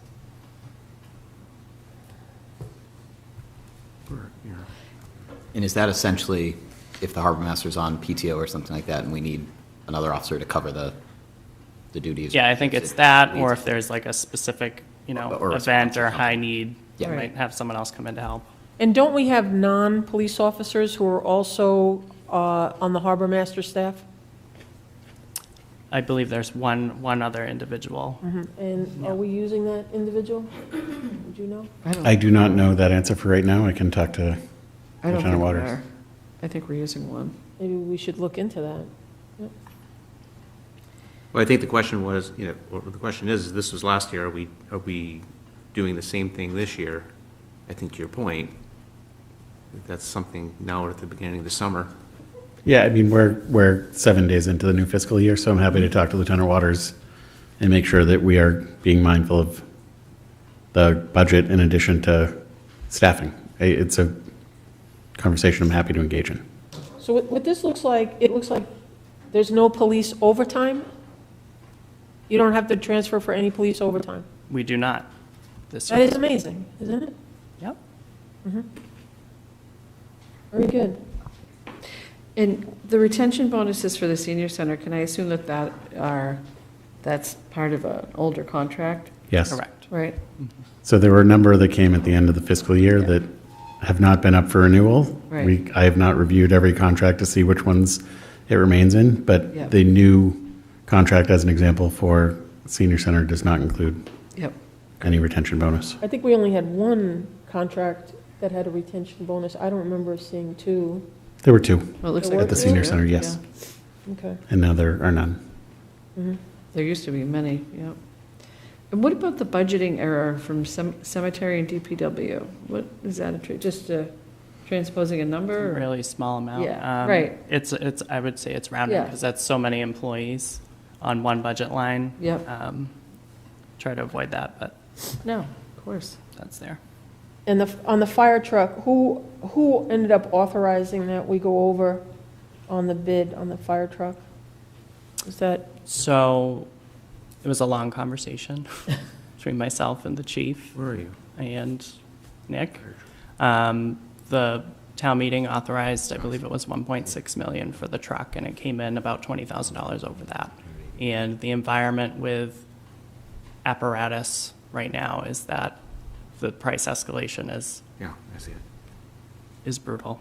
And the lead times are also quite long. So the vendor that was offering this price that was advantageous also offered a much shorter lead time because they release models right? that are, at a certain specification, and there's less customization, but they have more availability of equipment. and at a better price typically. So collectively, that decision was made to do that, and the direction to the chief was, try and hold the budget and make up that difference by the end of the year, and we didn't get there. So that's why we do need the transfer at the end of the day for this. But Does that answer the question about capital versus operating? Or is this an expense to run the ladder, or is the truck? that's for equipment. No, that's for the. Purchasing. Capital expense. Yeah, it's a capital apparatus. expense, so why is that being transferred? It's an operating expense. These are all operational expenses, right? Right. So why is it, maybe I missed that in the explanation, why is the capital expense being paid for through changes in the budget of an operating expense? What am I missing? So it's departmental budget for the fire department. We authorize capital separately, but it's not uncommon, and it is allowable under just, statutes of the Commonwealth to use the departmental appropriation to purchase equipment. That can be done. Obviously, we want every bid to come in at the value of the capital project, but on a $1.6 million purchase, it was, a nominal difference at the end of the day, and the risk to the town, knowing we had to buy another ladder, the cost we would be on the hook for would be much greater. So that, what you're saying is that's a normal thing, that if you go out and you bid something that was granted by the town for a capital project and you're slightly over, do we have a policy in terms of how much we're allowed to use? A percentage of some sort? I don't believe that there is a policy. in There's this. no policy. There is no policy. No. So this was an opportunity to get a truck, or it would be years and more expensive. Right. I'm not debating that the decision Right. was right or wrong. I'm just saying if it was $150,000, would it be a different discussion? Yeah, and I had spoken to Katie about this when we were moving forward. I may have mentioned it in one of these meetings as well. The original hope was that we were going to be able to save money, like in the budget for repairs and maintenance, as an example. And in reality, our equipment is old, and we were not able to save it in that way. So, the idea was they make a certain number of trucks each year. There's a certain number that are not made to specification, as Patrick suggested. We have been in regular contact with the salesperson saying we're willing to take one of these less customized trucks because we want one as quickly as possible. We don't want to be at the back of a 2.5 to 3 year line. And this was an opportunity that it was either move quickly or. Right. I totally agree with the supposition. That's not even, it's more of a kind of a fiscal operations question of if we have a capital project, and unfortunately from the time that we allotted the money to when it comes back and it's more, what is the traditional way that we've handled it? Is it like this? Is there a certain amount that it has to be within, that we can take it out of operational management? There's no policy. I can actually answer that. There's no policy, but historically, what we've done is we've either used money out of capital that has not been used, and it's a like-minded, but it hasn't really happened too much, but we've also taken it right out of operations. So, in this situation, being able to get this truck in as quickly as possible Very is important thing really to do, great. yeah, I'm not. My only question discounting is that. this truck, what color is this truck? That's your only question. Well, no, and what color is this truck, and do we pay extra money to having a special color? I doubt we paid extra money for a special color, but I'm not going to be the one to reveal the color of the new truck, I feel like. I think you just did. Okay. I just want to know if it costs us more money, that's all. Okay. And then my last thing is, so the fire department, even though the fire department was at full staff, they still ran overtime at The fire department has not been at full staff. They've had, They're not at full staff? No. for They weren't. for FY26, they were Yeah. not at full staff for the full year to be able to avoid Yeah. the need to fill straight time with non-straight salary. But are they at full staff now? Is I everyone don't out think- of? Yeah. I think everyone has Close. gone through academy and is on, if they're a new firefighter, but with the recent retirement, I think we're probably down one. Right. So there were no savings from being understaffed? To the contrary. It's just the opposite. It's the opposite, because instead of being able to pay someone their salary to cover their shifts, We're paying we're paying someone else more to cover the same number of shifts. Right. What was their overtime last year during the shuffle? Just out of I curiosity. have that, hold on. So but this 105 is the net difference between the two. That's the increase above what was budgeted. Right. Yeah, I got it. Yeah. So Yes, we fiscal had year discussion. '25, fire department overtime was $885,000. Dear God. This year, it was $795,000. Wow. That's just overtime. Just overtime. Fired. Wow. And there's still 105. Okay. And I think it would be useful for us to come back probably in the August meeting, just to set the timing, one of the August meetings, to talk about overtime is built into our contracts with both police and fire. It's what we do to manage it above and beyond that, or to stay below sort of the contracted liability that is most important. And so I think it would be useful for us to come in with the chief, or without, just to have the discussion to say, you know, within the contract, this is the liability that's created with the agreement that we've come to, and what we're trying to do month to month and throughout the year to make sure that we do everything we can to manage it. It's a great idea. Okay, do we have any other questions for Patrick in the year-end transfers? Anybody? Seeing as there are none, Patrick, thank you very much. So we need to vote on this, don't we? I was going to ask. Yes. So I'll make a motion to vote on the, To approve the year-end to transfers? approve the year-end transfers. So moved. Second? Did you Wait. make the motion? You seconded? Yep. All in favor? Aye. Aye. Great. Okay, next, we are on to FY '27 water and sewer rates. Patrick, you are still up, I think.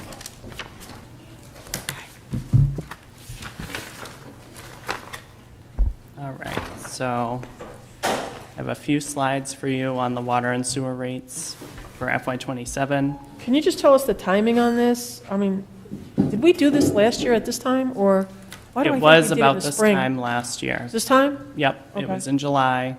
In the past, we've tried to do it, you know, a little bit sooner after the budget is passed, you know, maybe May or June. That way people know what rates are before they begin. When does using it water. get reflected in the bills? It'll be reflected on the August 15th bill, Okay. okay? And before you even go further into that, as we talk about rate setting, it is, I understand it is within the purview of the select board to do so. Where in the past, can maybe you explain for the new guys, is we had a water and sewer rates committee, to which was then merged into water and sewer infrastructure advisory committee. Is that still supposed to be a role of that committee? They make a recommendation. Is that, I think I remember that from last year. They don't, but they don't necessarily set the rate. Right, but is No. there a recommendation, has it been, is it typically go through them in the past? Right. I mean, I know you weren't here last year to. Can you speak Yeah, to I last can year, speak please? to it because Nick Great, wasn't here. thank you. Thank you. So last year, for example, I did meet with the Water and Sewer Infrastructure Advisory Committee, or at least a subgroup of them. We had conversations about the rates and got a little bit of feedback. I don't think they came to the select board with a particular rate recommendation. They Um, didn't. Okay. Yeah, I don't think they did. And I don't know that in the formation of their committee that they're charged with doing particularly that. In the past, there was a water and sewer rate committee that was specifically charged with looking at rates when we were looking at going from a single rate to a tiered rate. And that was a lot of fun analysis we all did together. So that's the kind of role they played last year.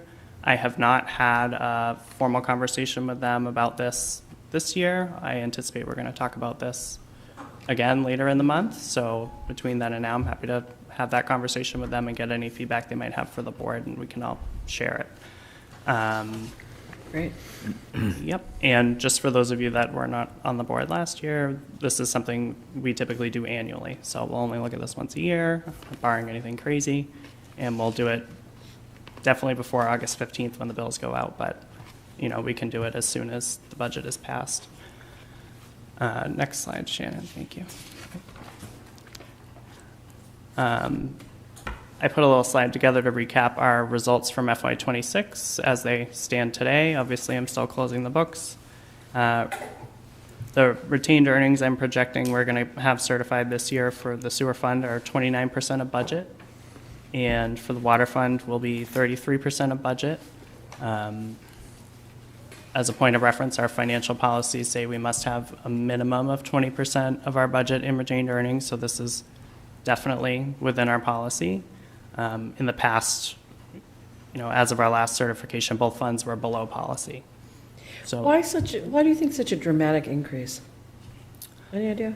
So on the bottom of the slide, There you go. there are little data points on consumption versus consumption estimates, which is one factor. So we saw definitely a jump in irrigation consumption overall. That tends to ebb and flow depending on if we have a wet year or a dry year, Right. people sprinkle more or whatever. And then domestic usage, there was an increase as well. There was a significant increase in Tier 3, And can you which, just explain a little bit about Tier 3 or the tiers? yeah, so the tiers are based on consumption levels. So if you were a homeowner and you were using a certain amount of water, I think it's 2,500 cubic feet or less in a billing cycle, that would all fall within Tier 1. But as soon as you hit, 2,500 and 100 cubic feet, Tier 2. that one gets billed at a Tier 2 rate, okay? And then so on and so forth. Gotcha. So it's kind of incremental rate increase. Wow. And irrigation is specifically on a separate meter. Those are separately metered Yeah. sprinkler systems. If someone is sprinkling their lawn without a separate meter, that would be included in the domestic figures. Domestic. Which means they're paying for the sewer cost as well. Correct. Yes, correct. And what about the money, the money for RDGE. IDDE, that is in a separate account, right? Are you talking about I&I fees? Yes. Yeah, I&I that's fees. not counted in this at all. That's It's in a separate account. maintained separately, and it's for, Does specific uses. Before you leave, can you give us the balance on that fund? I don't have that on hand tonight, but I can email Can you it. email it to us? Yep. Thank you. Okay. Next slide. This slide recaps the budget growth that we just passed at town meeting. So sewer fund is going up 7.3%. That includes indirect costs. And water fund is going up 6%. Other spending plans we have for both enterprise funds, there's 5.7 million of, capital projects in the 5-year plan for sewer and 6.25 for water. And both are going to require a significant amount of new debt service to pay for those costs, as well as projects that have already been approved that we haven't borrowed for yet. So there's some significant needs coming in the next few years that we're all well aware of, that are going to require revenues to support. Is that already listed on the CIC report? Yes. It is. Okay. Yep.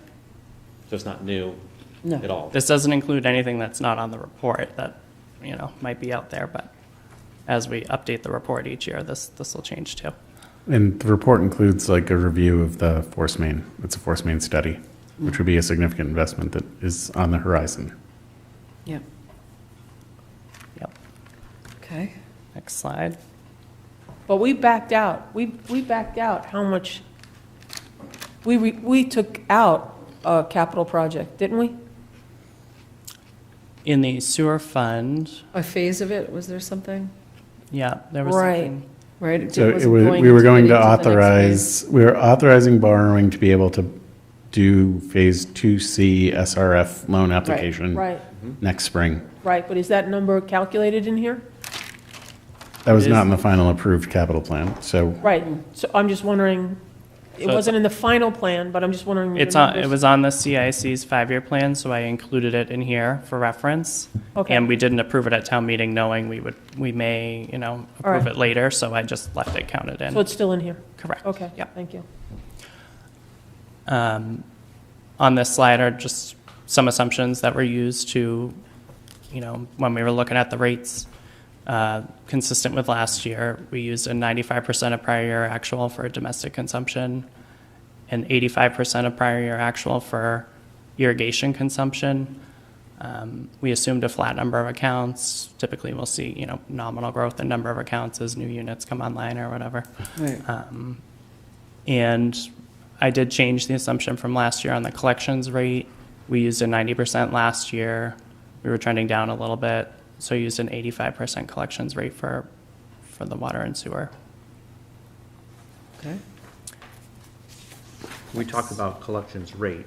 Mhm. It's defined as the difference between what's reported, leaving the town as a whole versus what's metered and us collecting on.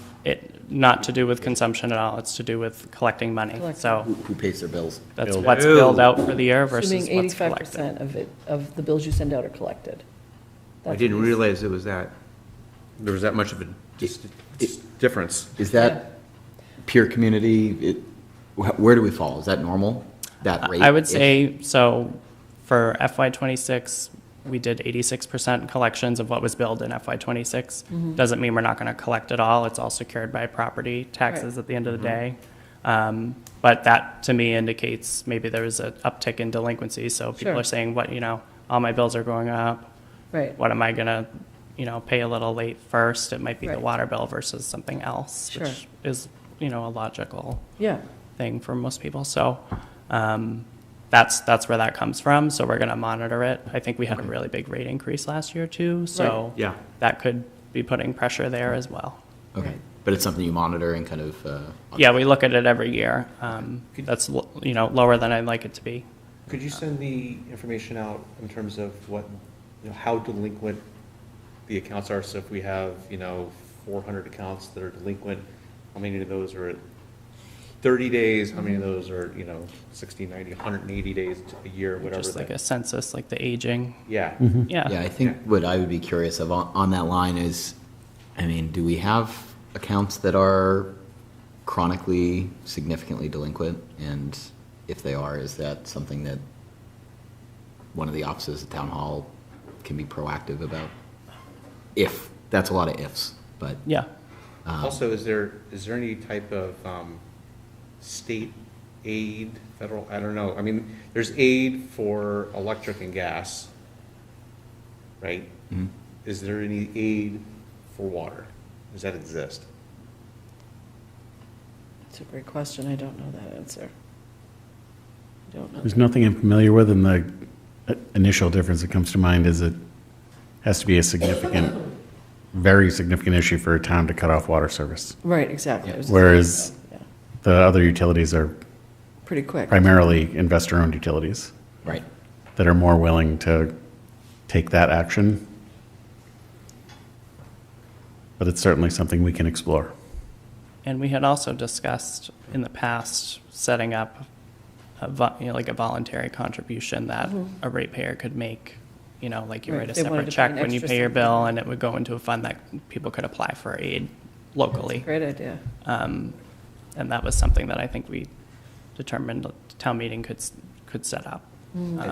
I'd also be curious whether or not the delinquencies are on owner occupied or non, I don't know if you can tell the difference. Don't make any assumptions. Whether that's owner occupied or non-owner occupied, because I if don't it's a know how rental you'd know. property, depending upon the rentor, Yeah. if they have the obligation to pay the water bill versus the owner, who probably pays the water bill, I don't know what the arrangements are. I'm not sure we'd know that answer. I don't know, yeah, think you would. I don't know, I'm just asking. Yeah, I don't We know that did. I would have the I don't data know That's a if we'd points know valid if it's reason. a- owner occupied I versus always not. lose my water bill at my rental property, and I paid it yesterday. Sorry, I'm late. Good job. So that's, Ed. thank you. So that's a valid concern.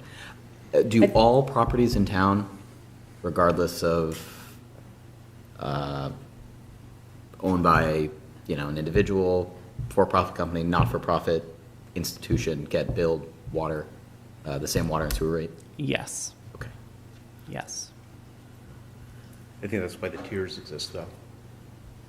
The tiers are That's just based usage. on usage, right? That's It's easy. just based on usage. Yeah, but a commercial property would generally use more and thus would pay a higher Right. rate. Yeah. Okay. Okay, That was a good primer on how water and sewer rates work. Thank you. okay, good. We can go to the next slide. These are potential rate recommendations along with a projection of what that might mean for retained earnings down the road. So 4% increase to sewer rates and a 3% increase to water rates would accomplish, you know, we would have 32% of our budget and retained earnings at the end of the fiscal year projected, and we would have 48% retained earnings in water by the end of the fiscal year. And those are funds that would help support the capital costs that we are all, you know, fairly familiar with, I think, at this point, that are lurking out there for all these funds. And this is in line with what we talked about last year. Right. When we were doing considering a large rate increase that ultimately passed, and the board was looking at the future and saying, well, how are we going to have stability going Right, that was forward? the projected plan. Yeah, so these are in line with that. Can you Forecast. remind us, or for the newer members, what that was? What exactly, is there a slide for that? Like what our plan was last year that we went over, to kind of address this type of Yeah, so what I do have is I have a slide showing the retained earnings over the last 10 years, and that kind of paints the picture of, you know, why we needed such a large rate increase last year and how we're trying to avoid, you know, large swings in the rate going forward. So I think that the premise from last year was trying to avoid some mistakes we made in the past, right? To better plan, you know, for 3 years out. That's the discussion we had last year, that Patrick's referencing. Yeah. But even with last year, didn't we, We contemplated a really large increase last year. right, but we To pay for Settled- IDE. we went as moderate as we could. Yes. And we actually, wasn't it last year that we decided to not stick to the 20% retained, and we dropped that a little bit? Yes, so with the assumptions that we were using, Right. feeding into the projection that we were using to set the rate, we said, okay, this might not get us to 20% of budget and retained earnings for each fund, and ultimately the board decided that they were comfortable with that, and we went with a rate that wasn't, you know, Wasn't at the highest 20. increase we showed. Right. Right, yeah. But, and so on this, so on an increased sewer consumption base of 4%, you're saying that the retained earnings will go up to 32.2, whereas our policy is 20%? Yeah, the policy is minimum 20%. Why aren't we just, And you said we're 17 from we're 29 already, right? so what I'm saying is, why aren't we just staying at our 20% retained earnings? Because if we do that, then all of the capital improvements that are coming online that are going to require more annual cash to service the debt on, Okay. we'll be sticking ourselves with large rate increases, you know, next year or the year after. So you're projecting out that we're going to be taking money back forward. Right. Okay. Right. But we So- don't use retained earnings to pay the bill. Retained earnings only go, isn't it just retained earnings to keep on the side in the event we need it? Well, if you're over your threshold a little bit, you can put that towards your budget, and it helps you stabilize your rate. So if you have the debt service in the budget this year, you know, your budget's going up 10%, but you have enough retained earnings, you can keep the rate increase to, you know, under 5. That's what you want. Right, I think what just throws me is calling it retained earnings, only because when I look at retained earnings, it's just to specifically have, you know, the retained earnings, the 3 months of a cushion, or whatever the percentage is of a cushion. And this is a lot more than the cushion, instead if it was just Nick for did- operations. Nick did pull up this slide here, so this is a 10-year history on retained earnings in each fund, and you can see, you know, going back to 2017, we were in a pretty healthy place in both the sewer and the water fund. The sewer is in green, and the water is in blue. And then, starting in 2023 and leading into 2025, we had a decrease in the retained earnings to the point that the sewer fund had no retained earnings, and water had very little. And that decrease was because we were doing more IDE work? No. Because I thought that was all paid out of different monies. I would say it comes down to we were not increasing rates in pace with Right. what, With Lynn Water what and needed to Sewer. be done for the. Well, and we the were also projects and doing, spending. we were doing more work, right? Yeah. We were There was doing more work, whereas in spending. the Yep. past, nothing was being done. Yep. But when you say doing work, was that doing work for general services or for things related to? For Water and infrastructure, sewer. infrastructure work. Right. We were doing Wayne's the work, but question. not offsetting it with the increase. It's not only IDDE, is that the question? It is, yeah, that's what I'm trying That's to what I thought you were distinguish saying. between Right. where this money is used for I versus. think historically there had been a lack of investment in the maintenance of the infrastructure. Yes. Right. And that bill came due sort of all at once. Yeah, Right. And that was not planned for in the way Patrick's recommending that we do here, or that Right. we're both recommending that we do here. okay. And so we were put in a situation where we were chasing it rather than planning for it. And finding the right spot, to Mary Ellen's point, I think is why we wanted to present this information, give you a couple weeks to think about it, also answer any further questions. Right. Because there might be a number that's somewhere in the middle that makes the most sense from you all as a rate-setting body. Right. But we wanted to certainly make sure we articulated so that everyone understood where we're coming from with the anticipation of these capital expenses we know exist, Right. and making sure that we try to avoid that 1 year that's a 17% jump Right. by trying to manage a reasonable, Right. Well, I think- forecastable increase for both taxpayers and the town. So I'm wondering if some of this also is operational cost increase, both from Lynn Water and Sewer, whether or not their per million gallons rate has gone up, or whether or not we're sending more to them in total millions of gallons per day from 1 year to the next. Did we change at some point along this way where we went from, I don't know, 2 million gallons a day to 2.5 million gallons a day? So I think, if I understand the question correctly, there's two different parts to that. If we're sending 25 million, we're also billing for 25 million. So, Not No, we're necessarily. not. That's the thing. so we're not billing for consumption? Is that, No, let me be clear. Because we send sometimes a lot of rainwater to Lynn Water and Sewer, we're getting charged for that. I'm just trying to back out whether or not we're seeing variability of that. If you think about it, if it's just regular consumption, not consumption, usage of the sewer system by residents and businesses, it should be pretty flat, right? If we're seeing spikes relative to rainfall, I'd like to know above that baseline what it is and what we're paying for. Are we paying for sending rainwater to Lynn Water and Sewer? Everybody's sending rainwater to Lynn Water and Sewer. Otherwise, you wouldn't have had a CSO release because the rain infiltration into the system. But that's all getting sent for processing.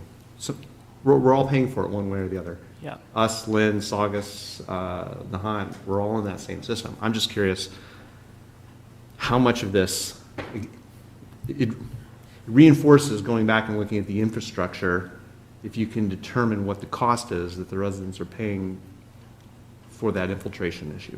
Yeah, I think the data point that might be useful for you, which I can get you, definitely get you the assessment, annual assessment that we pay to MWRA and Lynn Water Sewer. I think we've shared that in the past. And there's flow metrics that exist. I'm sure I can get them from Gino for both. And that would be useful, I think, to your point. It'd be helpful, yeah. Thank you. Great. So,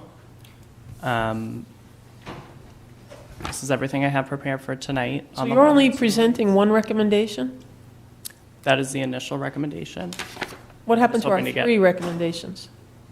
I didn't want to enamor you with 3, so I have one for you tonight. I think it's a solid one, but I'm open to feedback so that I can come back with alternates if there's any initial reactions from the board. So you're recommending 4% and a 3%, 4% in sewer, 3% in water. Yes, and that's in line with what we Can expected. you for remind me FY of what the increase was last year that we put in? Combined, it was, I want to say 18%. Yeah, so this is significantly less. Yes. And what is your logic in 4.3 versus 2, flat across both? Like, walk me through how you arrived at that recommendation.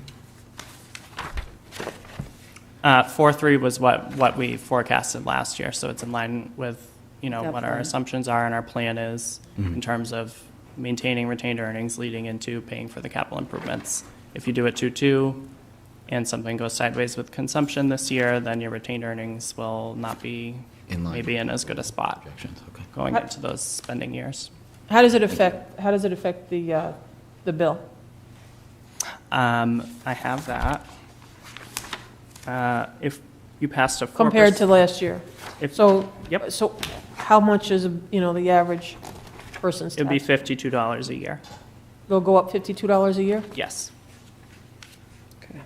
That's the 4 and 3 assumption. with 4 and 3. Yep.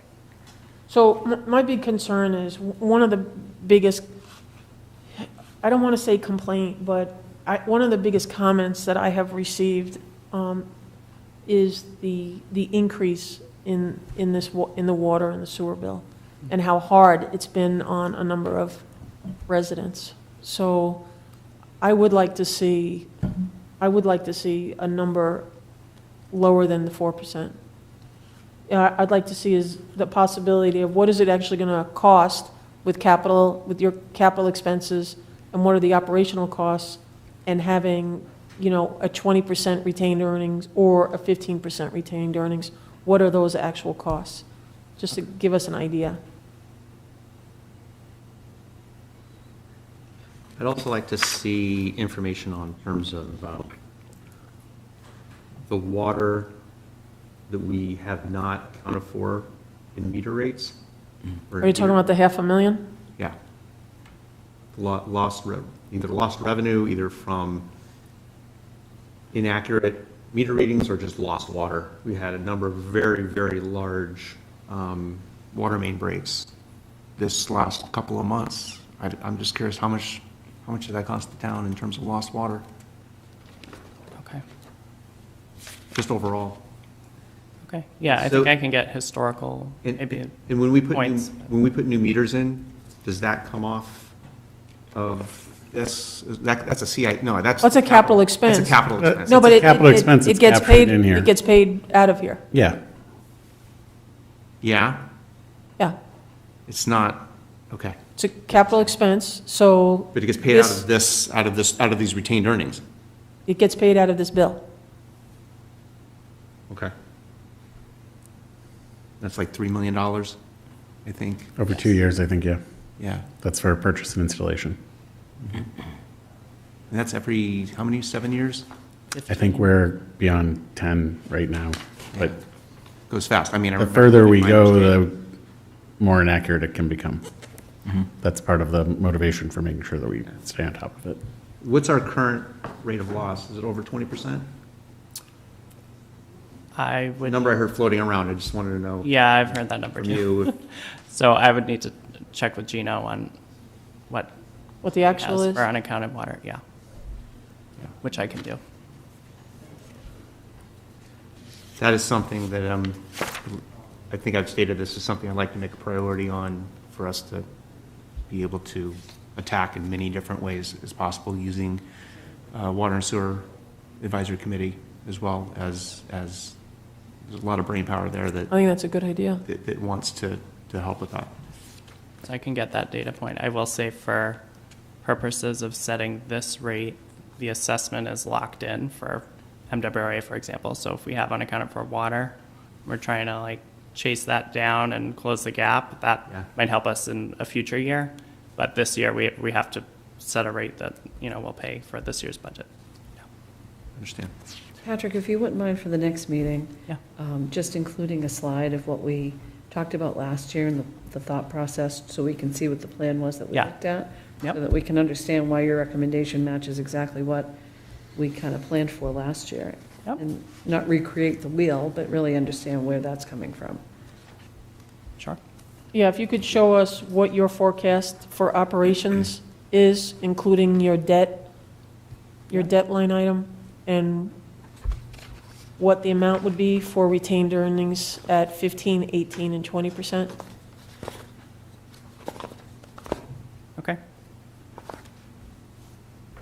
Do you have any other questions or any comments for Patrick on this piece? Good conversation. Thank you. Thank you, Patrick. Lots of work. you. Appreciate you.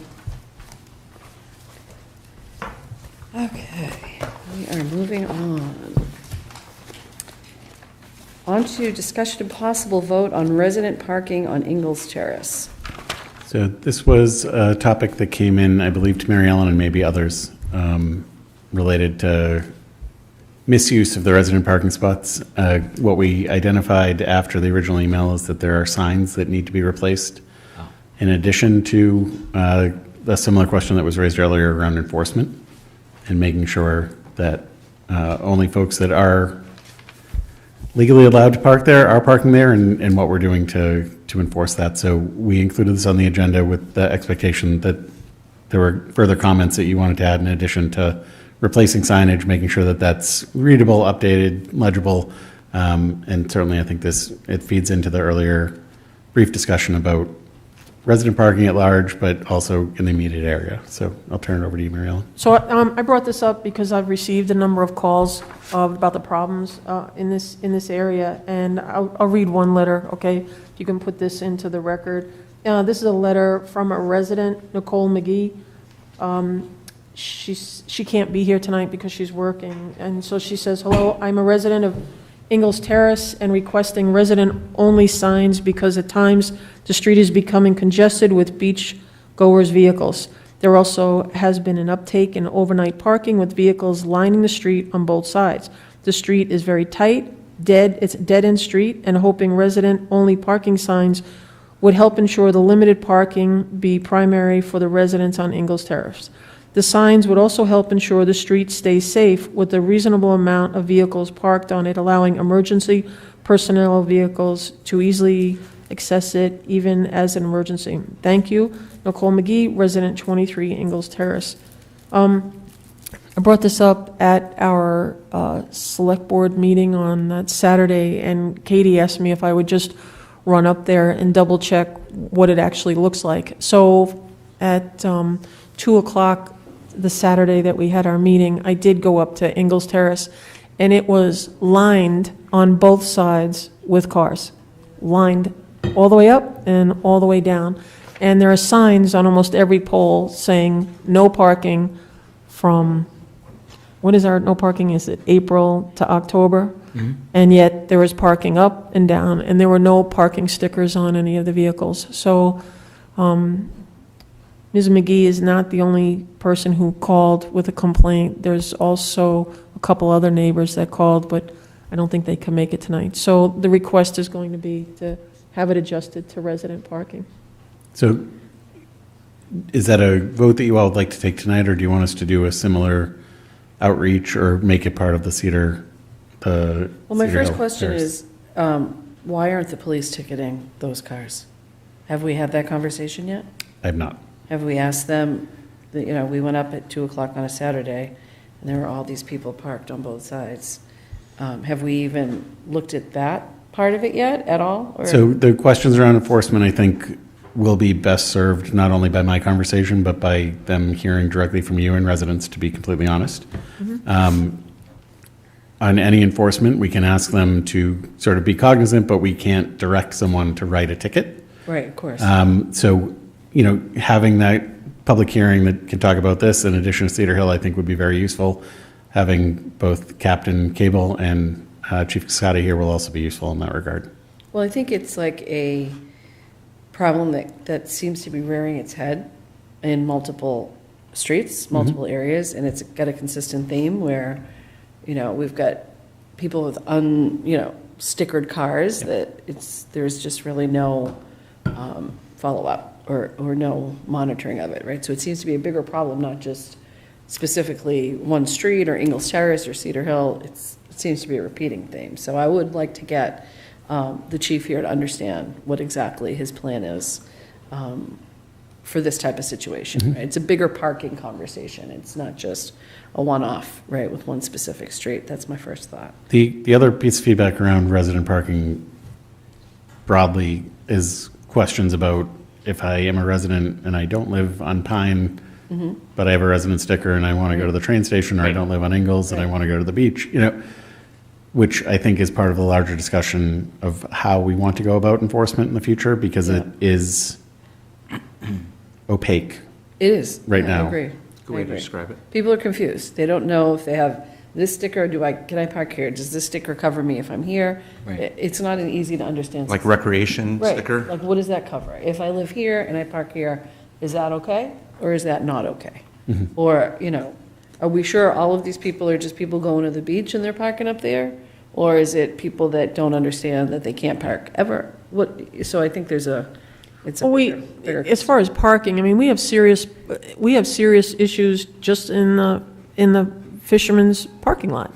Yeah, I mean, on Saturday afternoon at 2:27. Yeah. Not was Saturday, maybe it was Sunday afternoon, 2:27, there were 11 cars parked there with no stickers whatsoever. And the lot was packed.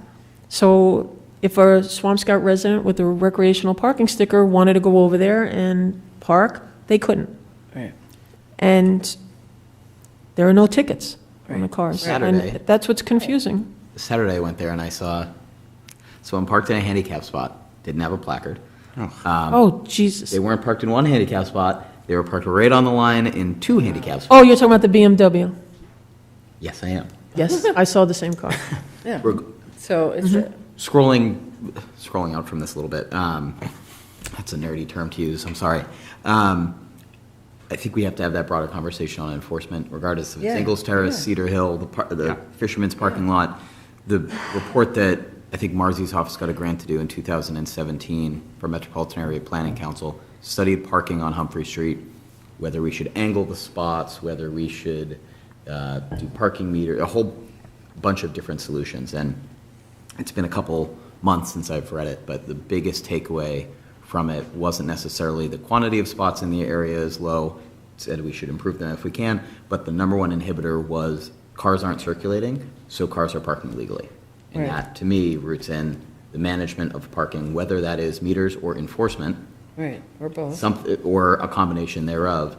That is the number one easiest thing to look at versus trying to buy parking spots or whatever. We may have to have another Yeah. conversation about in the When you future. say circulating, meaning they're not coming in? They're not turning over. They're not No turning over. turnover. It's a 2-hour Not spot that's observing a 2-hour limit or spending whatever. 4 hours in or Well, longer. you sent us a report and said between June 1 and June 20th, there were 25 tickets written on Humphrey Street. So that's an average of what? 1.1% of tickets that are being written on Humphrey Street?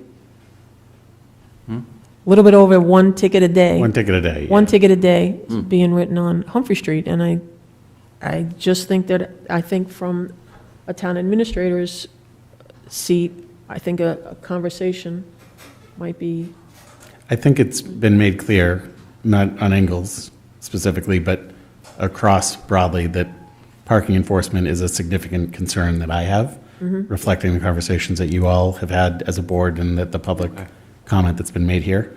I don't think that's lost on the chief, on Captain Cable, or on any of the officers. Okay. Um, Well, then As I said, it is not legal to direct someone okay. to write a ticket. It is certainly important for us to highlight it as a priority of enforcement for all of the reasons that you're outlining today. Yeah. Right, I think it's more of, not necessarily directing someone to write a ticket, it's really just understanding what that department head or, the chief's plan is Right. to make his Yeah. department more efficient in terms of what their, job responsibilities are regarding enforcement, right? So we're not going to say, chief, you got to write 25 tickets a month, Oh, yeah, no. right? No. No, But we have documented, right, incidences of people that are parking illegally without having tickets. So I want to understand from him what his plan is to address that, Yep. right, efficiently or effectively. Because it doesn't seem to be either of those things right now. And for Cedar Terrace, I mean, people are coming home, residents are coming home that are having trouble getting into their driveways, they're having trouble just having relatives come by, I think Cedar Terrace also. I'm sorry, not Cedar Terrace, I'm talking about Ingalls. Ingalls, Oh, Ingalls, okay. sorry about that. The one thing I will say on Ingalls is, and I only know this because the last project that we approved when I was on the planning board was on Ingalls Terrace. The lot lines there are very strange in that it's very hard to tell what is the public street versus the public sidewalk versus what you would consider someone's front lawn, but it actually looks identical to the street. So the lot lines there are a little confusing. I haven't been there to look to see if that intersects with the parking issue at all, but it's helpful to just have that context in the back of your head. Is parking allowed anywhere on Ingalls Terrace? I don't know. I think it's No, well, not during April to October. Okay, none. It says no parking on almost No, every, I don't go. orange sign, no parking. Is that correct? I mean, it should. I believe that it is supposed to be resident or permit. Right. It's, because, especially during those periods, because that's when the beach users would be most likely to be in the neighborhood. That's part of replacing the signage with something that's legible and enforceable.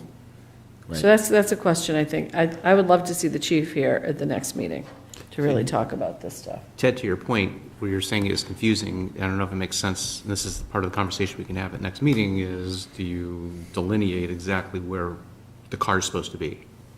Well, it's one of those streets from a planning perspective where you look at it, a lot of, the street has undergone some level of redevelopment in the last 15 years. So there's a lot of what used to be probably a single-family cottage that's now a 2 or 3 family condo building. Multi-unit. Where they did creative parking engineering to, I can fit a car there, I can fit another one around the corner here. So there's creative parking solutions that at some point in the past, an engineer did to redevelop those parcels.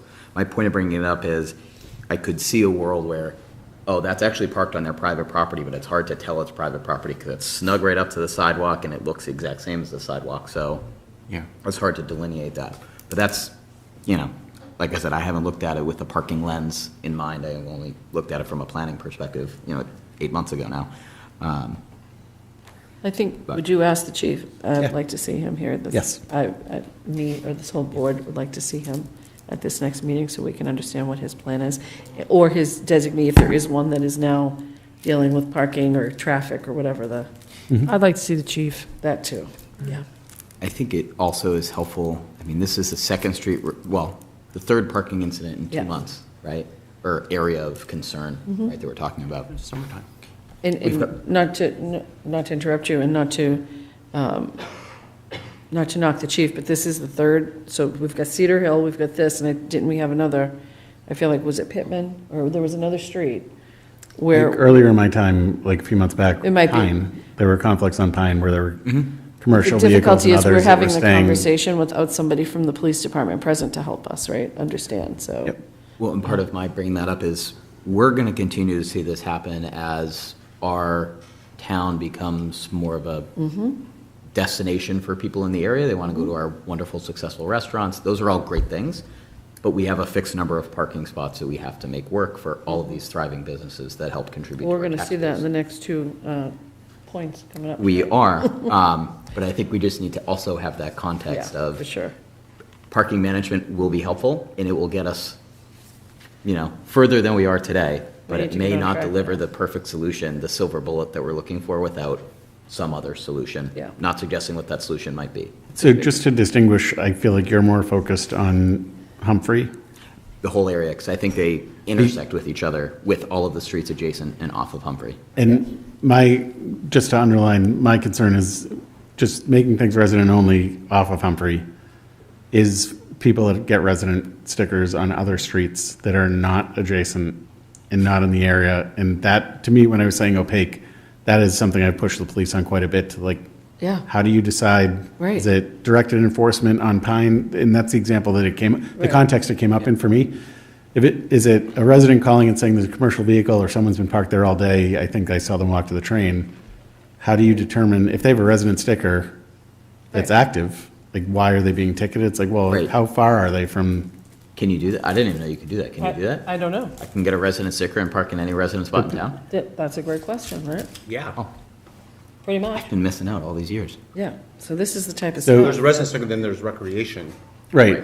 But I'm just talking on the resident side, I think that is a larger conversation to just say Yeah. whether we go in the direction of communities that have zones and sort of cut the map and post it everywhere and spend time on education before enforcement really starts. says some stickers are red, some are blue, some are orange, some are Right. green, that might be a question that we need to address going forward so that it's not a resident that gets a resident sticker and then parks on a resident-only other side street of town. that's Right. near Humphrey or near the beach or whatever the case may be. Yeah, I think that all is part of a comprehensive parking conversation that Yep. we'll have to be informed from the chief on and ourselves on where we're going to take this direction in the next few months. Yep. Okay, so do we want to, what do we want to do here? I think we want to, I don't think we want to vote on this tonight, only, Right. let's just stay in line with what we've been doing and put it on to the next meeting. This way, in case somebody that lives in that area wants to come in and say something, they have the opportunity. And we'll plan to flyer Engels Terrace. Good. And sort of, we did the 300 feet from Al's house last time. We'll do all of Engels Terrace. Okay. Okay. I would wonder also if there's, it seems like the hashing at the bottom of Cedar Hill was helpful, sounds like, from some of the residents. Is there additional strategies beyond just replacing the signs that might be helpful in that area, similar to hashing or something? I don't know if that's an issue that would fix it there, but I think we just have to ask the neighbors. yeah, maybe that's what it is. Yeah. But looking at that, I'll follow up on, With other I'll follow up with the people that had called. complementary solutions. Okay, so now we're moving on to discussion and possible vote on recycling and solid waste service contract and fees. Okay, let me just share a couple slides.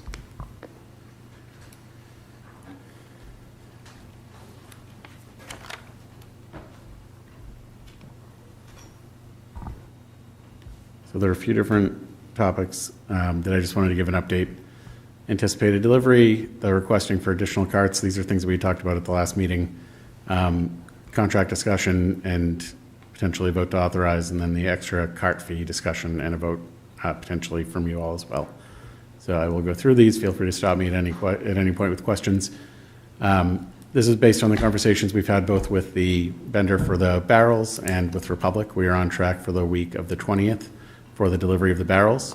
It will include a flyer with additional information, and that's to each service address in town, which would put us on track for the week of July 27th.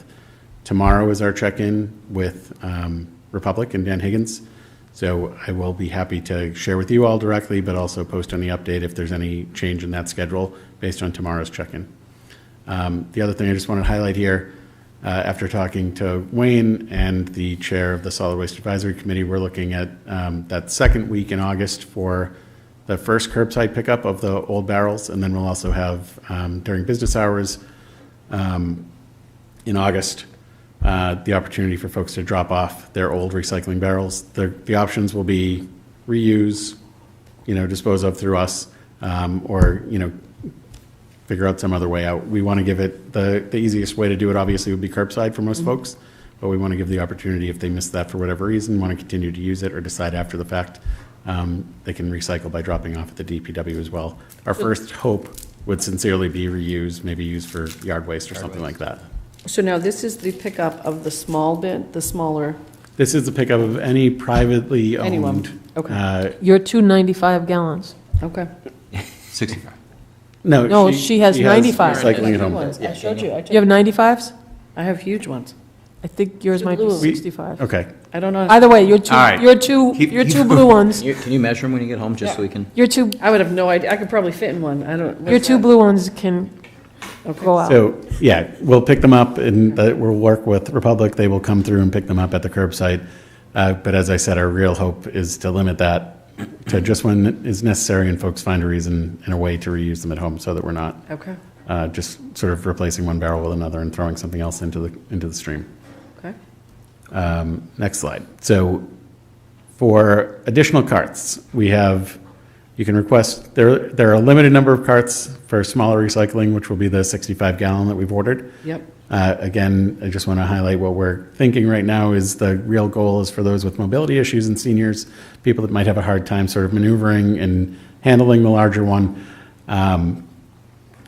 If we run out of inventory, we are certainly open to ordering more, but we'd like to really get a temperature for what those requests look like. That's now live on the town website at swampscottma.gov/trash.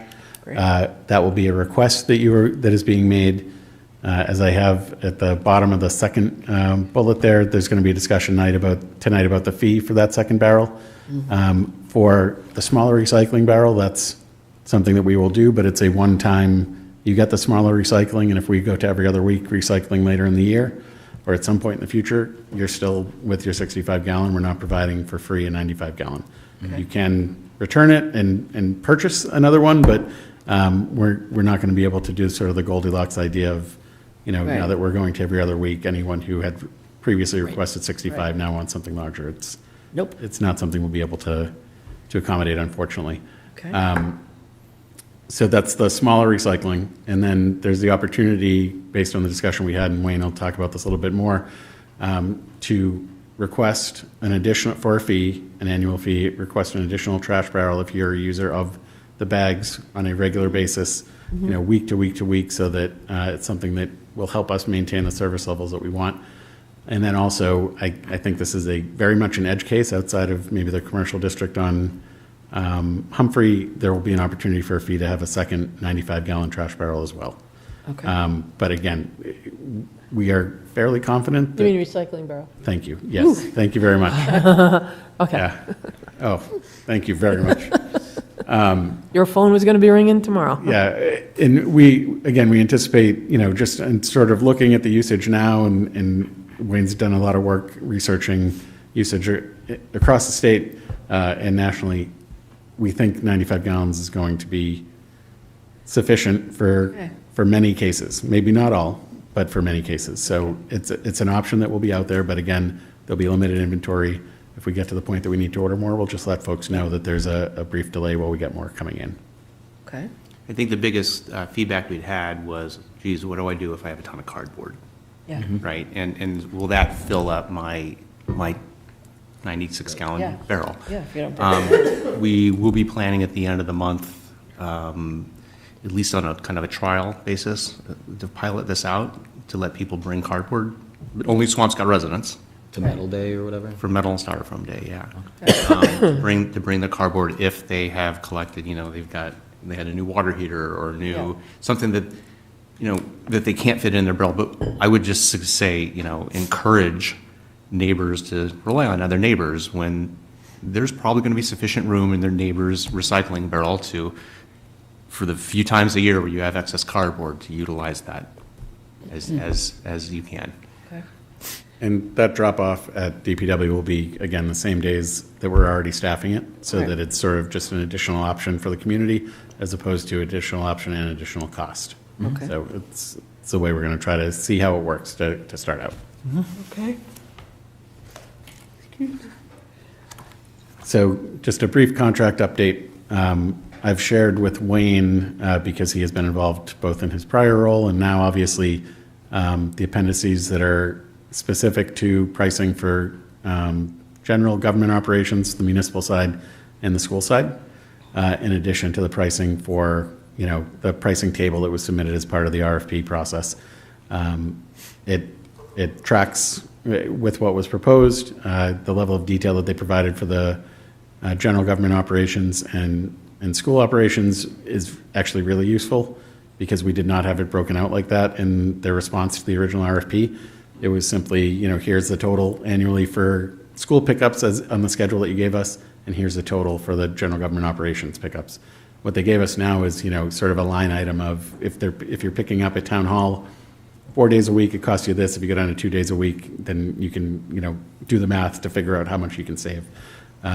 And that was something in working with Dan when I described that we were really interested in that information. He said, if you can send the Word document from the RFP, we will just give it to you, and that way you can really plan for any changes that you would like to make and the savings you could anticipate from them. So I found that useful. I hope you did as well. I know I just got it to you this morning, but that was when we got it back. So the language within the contract itself, it tracks directly with their RFP proposal, and they submitted a revised proposal to us in May. As we did the in-depth interviews with they and the other vendors that were interested, there were some specific questions that both Mary Ellen and Wayne had asked, and we pushed them on price. And so, again, the contract tracks directly to that May 16th revision of their proposal, the proposal itself, and obviously the RFP. So I feel like we're in a very good spot and almost done. On the pricing side, as I understood it in conversations with both Wayne and Katie, there was an idea that, Wayne would take a very close look on the pricing side and Katie may take a look at it on the legal side as well. And so the hope tonight, obviously I'm happy to answer questions if I'm able to for anything specific, would be that they sort of authorize those final actions by both Wayne and Katie so that we can get to the point of signing. That's a good That's my idea. hope. So I don't know if you have any specific questions. I think you and I have seen it more than most. You're next in line. So I don't know if there's any questions that any of the board members may have for us this evening, or for me. Not at this point. What decisions do you need from the board tonight? Yeah. It's authorizing the signature. Sure. Yeah, exactly. With the steps that Wayne will take a final look with me on pricing and Katie. I have looked at the pricing, yeah, Technical side. it reflects to what the RFP and to what the original agreements had been. Okay. So, yeah. Well, I think we should be authorizing that, but I think we should also be I think we should make decisions on what it's going to cost for the extra bins. And a decision, Yes. a decision. Is Yeah, that we're getting there. Oh, is that Yeah, next? there he is. Oh, all right. Okay. We're getting there. All right, Connors. So on the contract side, if there might be a motion that you all are comfortable making Yes. to support that? So make a motion to, what should this motion actually be? Final review of the contract by the chair, and, I know you said you just did it, but, also final review on the pricing. Review and signature. By Wayne and To authorize Katie. By Wayne and final Katie to signature. authorize it, so. Okay, Mary Ellen moved. motion, second from Ted. Thank you. Yep. All in favor? Aye. Aye. Thank you very much. Great. So the next question is exactly what you talked about, which, there we go. The additional barrel fee discussion is something that I think, I've had conversations with Mary Ellen and Wayne, but also Wayne and Solid Waste Advisory Committee have worked pretty closely on figuring out, or at least Emily, where that should land. And so, I think you wanted to give a rundown of what that number looks like. Lay it on me. What is the fee? Let's go. So, Waiting for weeks to hear want the this. number, or do you want the explanation first? The number. Okay, so we're These looking, are additional. I'm just, Right. this is Additional. the Band-Aid Right. off. This Yeah, is rip it this off. is after the 35 gallon that everyone has and the 95 gallon that everyone will right. receive for Okay, recycling. so we're looking at this in two different pieces. One is, Hold on a minute. are we good? It's coming. You're good. You're back. Yeah. The pricing of the $3 bag was instituted in 2020. Right. Our trash overall costs have gone up almost 50% since then. We've not had a raise in the bag fee at all. The proposal is to go from $3 to $3.50 for the bag, and then to go that times 52 is $182.50 or $182. And the proposal is to go to one extra black 35-gallon trash Yep. barrel at $180 a year. Okay, and how do we come to 180? So So the- you, just by multiplying that by 52? We looked at this, believe me, we ripped this apart. You have, there's lots of deliberation behind the scenes. One, we wanted to make sure we covered our costs for tonnage, just tonnage itself. The other part is we wanted to cover a small amount of the service cost. The burden of the service cost itself is an extra 600, how much is this? Roughly just over $600,000 to service the entire town. Trying to balance that together was, and trying to come up with something that was equitable, that didn't put the entire burden on the townspeople who are not using extra trash. We thought that being a fair number at 180. We actually looked at a little bit higher, we looked at a little bit lower. At the end of the day, we're paying for the tonnage incomplete, we're not losing any money on it. And it pays for a small fraction of some of the service costs that are attributed to collection throughout the entire town. So, Okay, so my first thought is, What if I'm a person who doesn't use a bag every single week, but I want a second barrel, right? I'm paying for it anyway. You're paying for capacity. Right, but I don't know, I think, my gut is telling me that's a little higher than I thought it would be. I understand for the convenience of it, but I'm just stuck on if I'm not that person that's using a blue bag every week. I'm paying for it. Then just Continue buy the to blue use bag. bags. Blue bag's still an option, The blue bag is still an option, but that's going up too. to 350, right, Right. from 3. So, I don't know. We, out of that I guess I kind of, in 350, my head, wished it was, I was thinking it was going to be like around 150. I don't know. we So pay- my concern, I'm sorry, Ted, hold on. Like My concern is that we're not high enough, and that we're not high enough, and that What do you mean we're are not? we, For the if extra it's, barrel? yeah, for the extra barrel. If the extra barrel is only covering the tipping fee and a small percentage of the actual cost of admin and getting something there, Over. does that mean that a smaller family is subsidizing a larger family's trash? That's the concern that I have. So if you feel that this covers the tipping, and it does cover a percentage of the administration, and it's something that can be reevaluated and looked at again next year, I think that's fair. My biggest worry is that having people subsidize other people's trash, just like, I don't want to be subsidizing somebody filling their pool or using more water, and I wouldn't want somebody subsidizing my usage of water, sewer. I don't want to see people subsidizing my trash either. So I think it's a use issue. But I'm not sure how anybody would be subsidizing if I'm paying for the extra barrel. It's just how much I'm going to pay for the extra barrel. Right, I think. Right, but that's what we're talking about. Right. Does that fee, $182, 180. adequately cover The tonnage. the tonnage Right. and the marginal excess tipping that would result from that? So the, So the trash gets picked up regardless, right? So Correct. there's really not an extra service charge, because you're getting picked up once a week at your driveway. Is there right? any marginal change in cost to for the curbside? from last year or from previous No, For years? for having a second second barrel. barrel, for having a For a second barrel. So there is, in the sense that it's more tonnage that the truck has to take back and make additional. So they could have to make more Right, rounds. so it's as on a result. tonnage, but it's not on service. The service cost is based upon how much tonnage that we have as a town. Okay, so how much The, is it per ton? the tonnage is 126.45 in year one. It goes up by 5% every year. $126 Correct. Yeah, a ton. per ton? So it's $126 per ton. So if I'm paying for a ton extra of trash, 1 ton, Yeah, wouldn't I just pay $126 for an extra barrel? plus the barrel costs. Yeah. How much does the barrel cost? How much does We're it? we're looking 45 at to about 12 50. bucks a year. $12. Okay, so that's $138. Mm-hmm. I still am not even at $140.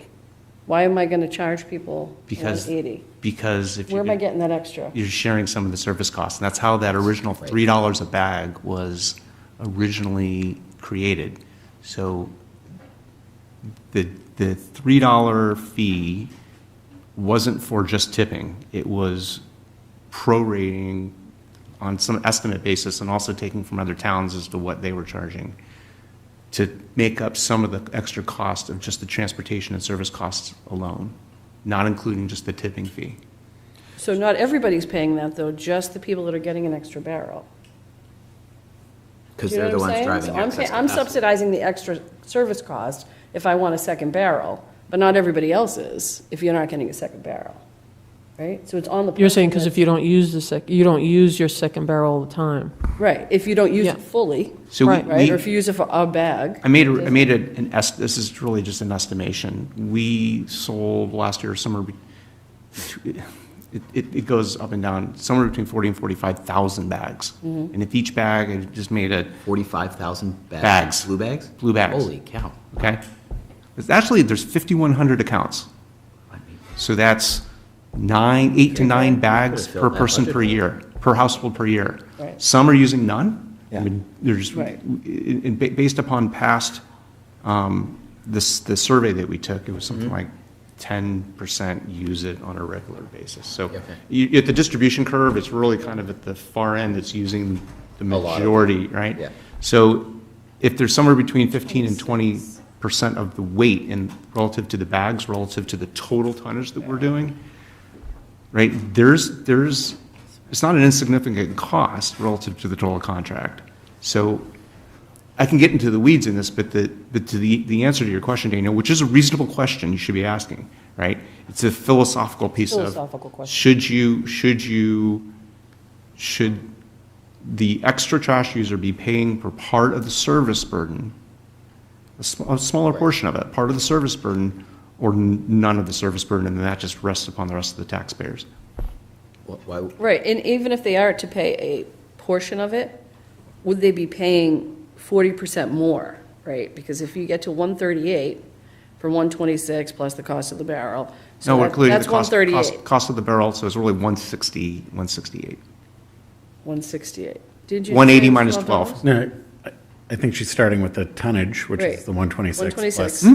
plus the barrel is 12, is 138. Well, how do you know you're throwing out a ton? You're going to say that that little barrel can accommodate more than a ton? Oh, I don't know, I haven't run the. An I extra haven't run the barrel? numbers. The black barrel? An extra barrel? How much could it? Yeah, You can't possibly. I use around 40 pounds Right. for a full barrel. So even if you filled it every week, right? 40 pounds, 52 weeks, 2,000 that's a little pounds? over. Just over a ton. Right, okay, 2080, so there's a yeah. ton, right, if you're filling it, right? So that's where I'm getting that 126. Plus 12, I get to Round up at 138. 130, yeah. But I'm still not at 180, right? That's another 40% more. Yeah, so the cost of our service is actually more than the cost of the tonnage. What I'm trying to say to you, the cost of, Is it 40% more?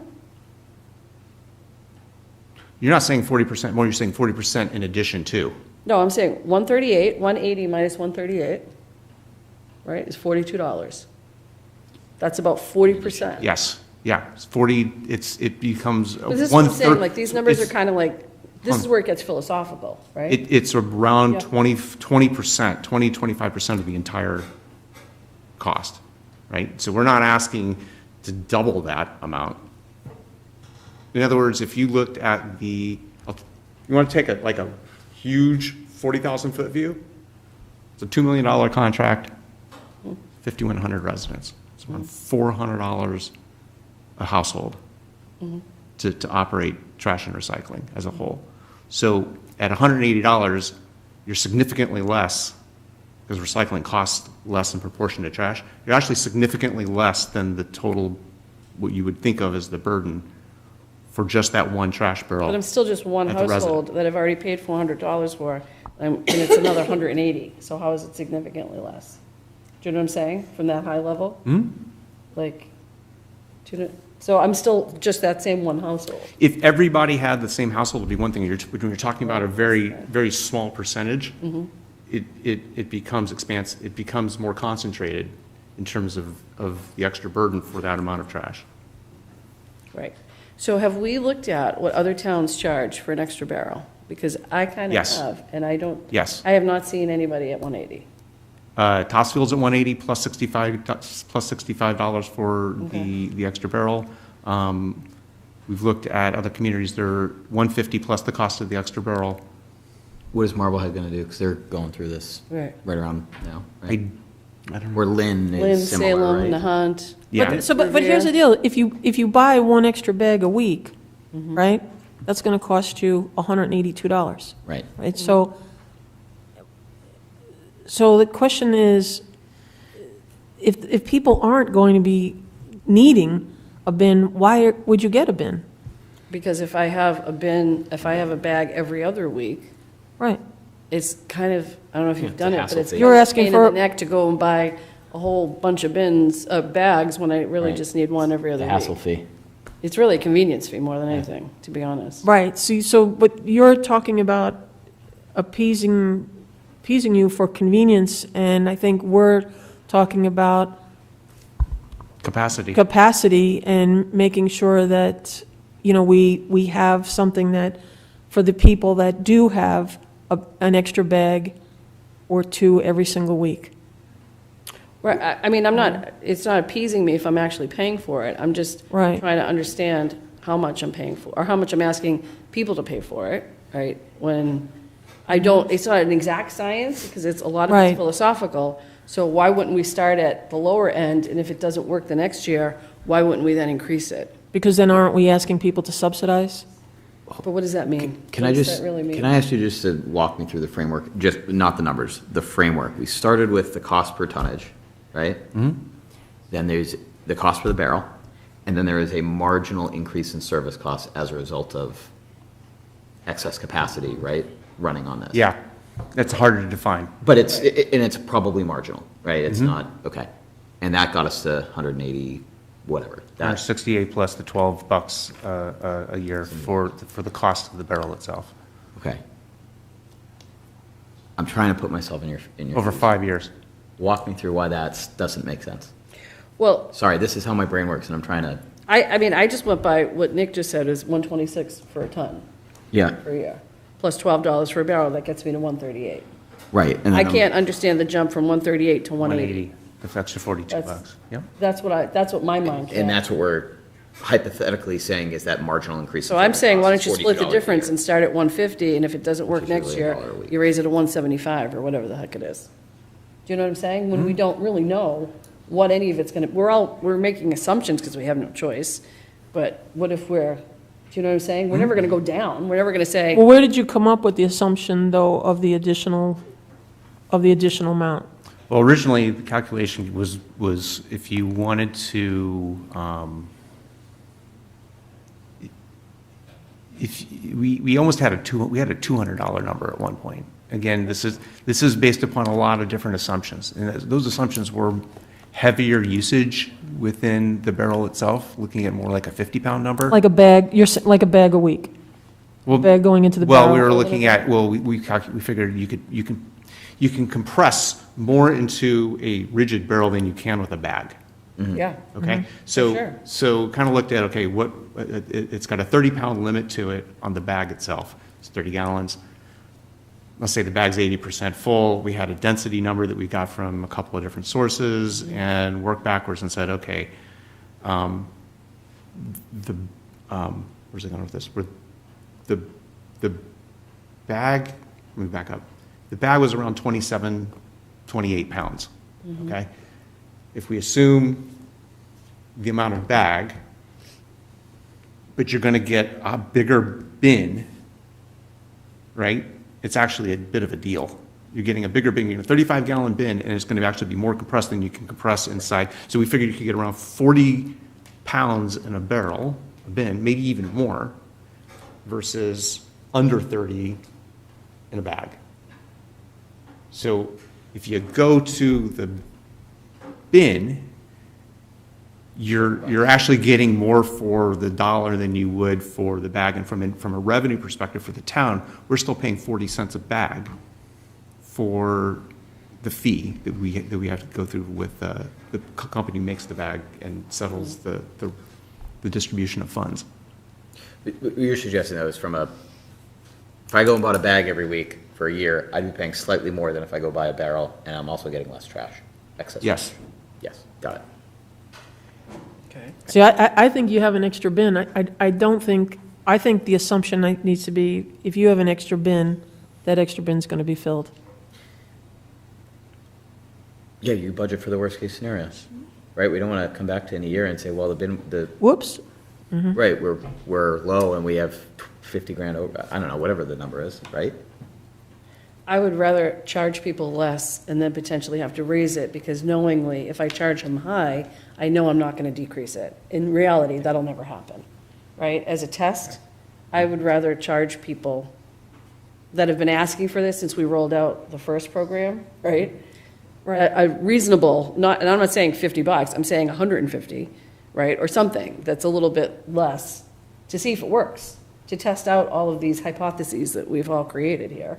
And if it doesn't, then you're going up to knowingly that we're going to potentially be rolling out recycling every 2 weeks, right? Mm-hmm. That's coming down the pike too. Like, yeah, I would give people a break at the beginning and say, if you want a second barrel, we're gonna try it at this price, we're gonna try it at this rate. If it becomes a problem for us, we're gonna raise it the next year, or we're gonna institute something else that we will not, will cover our costs or whatnot. But I would never imagine starting high and then saying, oh, well, that's just extra for us. It never and- works out that way, right? No, and then So we're gonna revisit and go down? No, we're never gonna do that. From a financial perspective, if we were to go for $150, because that's a more narrow marginal increase in the service costs, right?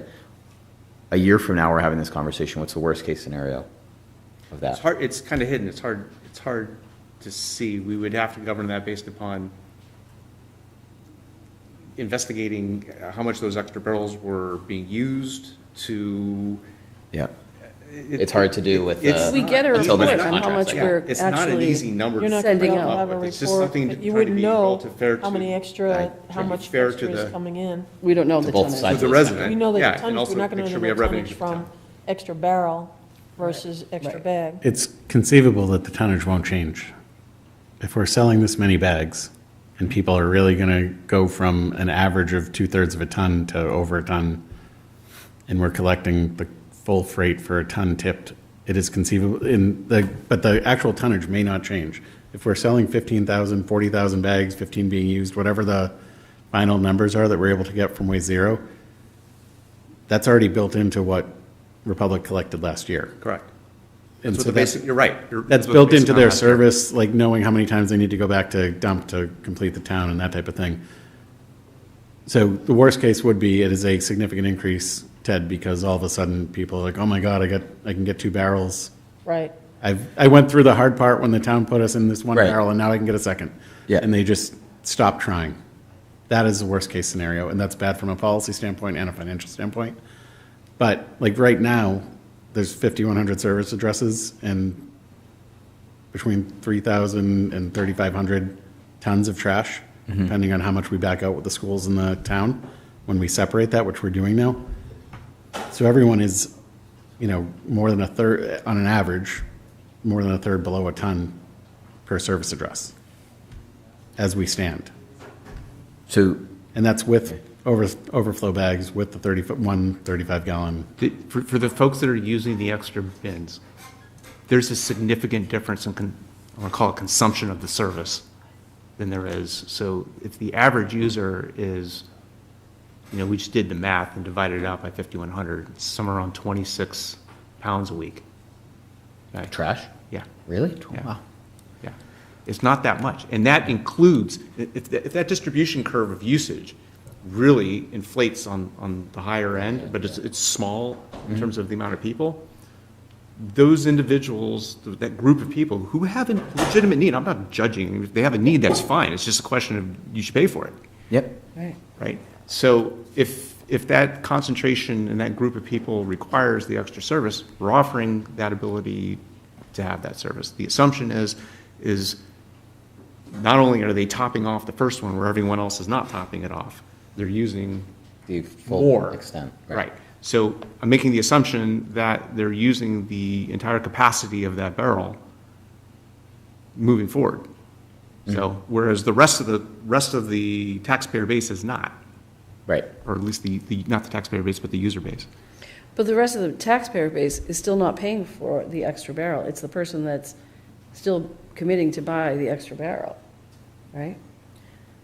The rest of the taxpayer base are paying whatever you're all paying per this negotiated contract. The person that wants the second barrel is still paying for it. It's just how much are they paying for it, right? That's the question. Right, so if If they say it's philosophically. not about the money, it's about the amount. Right. Right. Right, They're that's. paying, yes, they're paying Right, for it. It's a question of It's how the much. amount, so, and it's whether or not, I think hitting a fair number of what the amount is, but I think that fair number has to include the service of picking it up versus considering, well, the service is already a sunk cost, so just take my tonnage. Originally, I was a big proponent of just paying the tonnage. But after looking at everything, just saying, well, it was actually Wayne who convinced me years ago, if you are throwing out more, you should be responsible for also paying for the service of what it costs to do that, because you are a bigger consumer. So I think the only question is, what is the real fair number? Right. And when I looked at it, honestly, first, I just thought, well, if it's equal to an extra bag, just take the bag, even though you could put a bag and a half. Right. You know, I looked at it like, you could put a bag and a half into these containers, so it should be closer to 200. So if you looked at the bag cost and you calculated and you put the full service cost in, okay, with some assumptions, and you said, you know, we did 40,000, just take a quick calc, did 40,000 bags. Each bag was filled up to X amount. Okay, with broad assumptions, it was like 16% of the entire load of the entire trash tonnage of the town. Okay. It's like, wow, that's a lot, right? Take that and multiply that, or take that as a proportion of the total cost of the service cost. It was like an extra $92,000, something like that, spread over the 45,000 bags. So it ends up being like an extra $2.40 in addition to what we're at roughly $2.25 right now. We were less 6 years ago. Right now at around $2.25 for the cost of just the tonnage plus the bag. So if you included the entire service cost, we'd be well past $4. We'd be closer to $4.50, $4.75. Per bag? Yeah, if you included the service costs. I'm not suggesting we include, I'm just giving you that as a relative. So we didn't include service cost on the bag, but we're going to include service cost on the second We bag. are including service costs in the bag. Oh, I thought you just said. We always have included service costs in the bag. What I'm suggesting is, So how did we calculate that cost? That service cost? That original cost? Yeah. Came to that original, I don't know what their mechanics were. There wasn't. I know that they just, They wung it. and I think they looked at the relative cost of what other towns were doing. Right.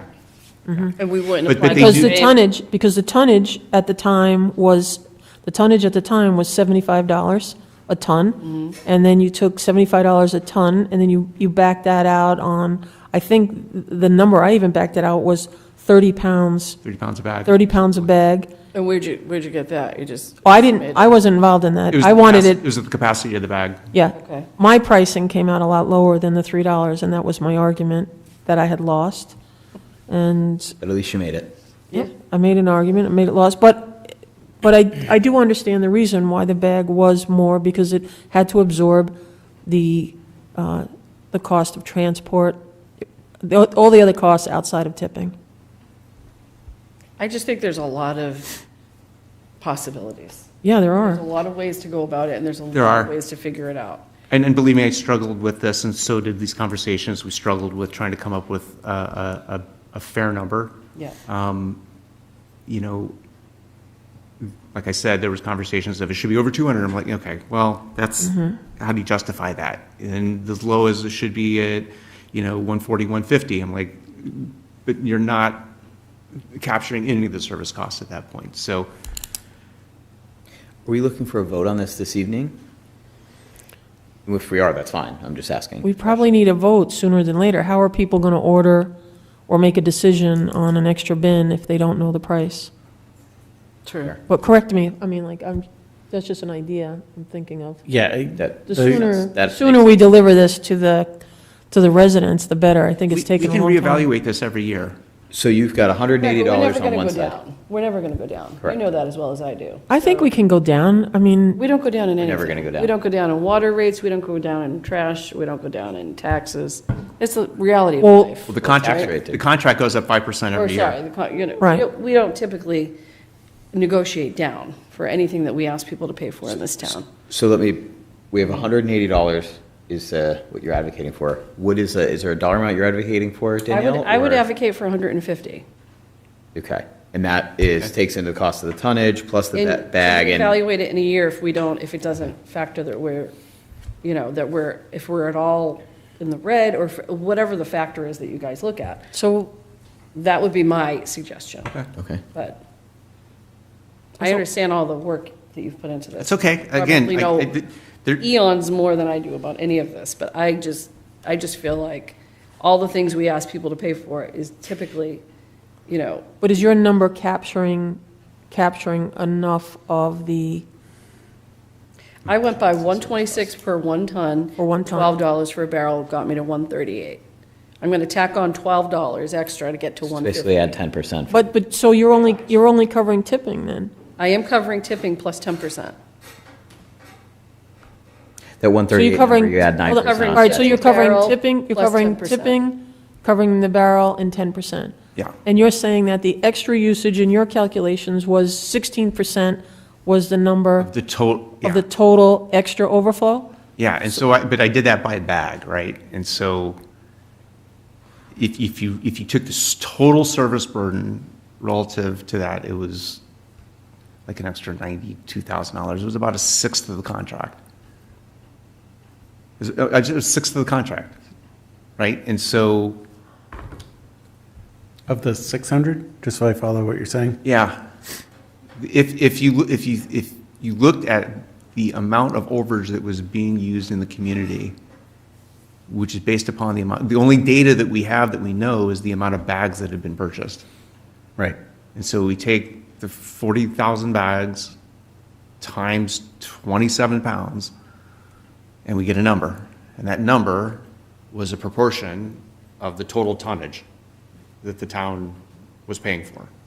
And that was just the basic math of how I got to that point. Okay, so I think if you take that percentage though, and that's the percentage of extra, then if that's the percentage of the total, what our total bill would be, then wouldn't that be the fair number to use for Danielle's equation? And that gets to 170.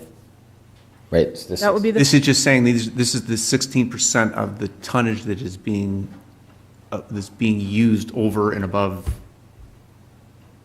relative to the average amount. It's the tack on, Right. yeah.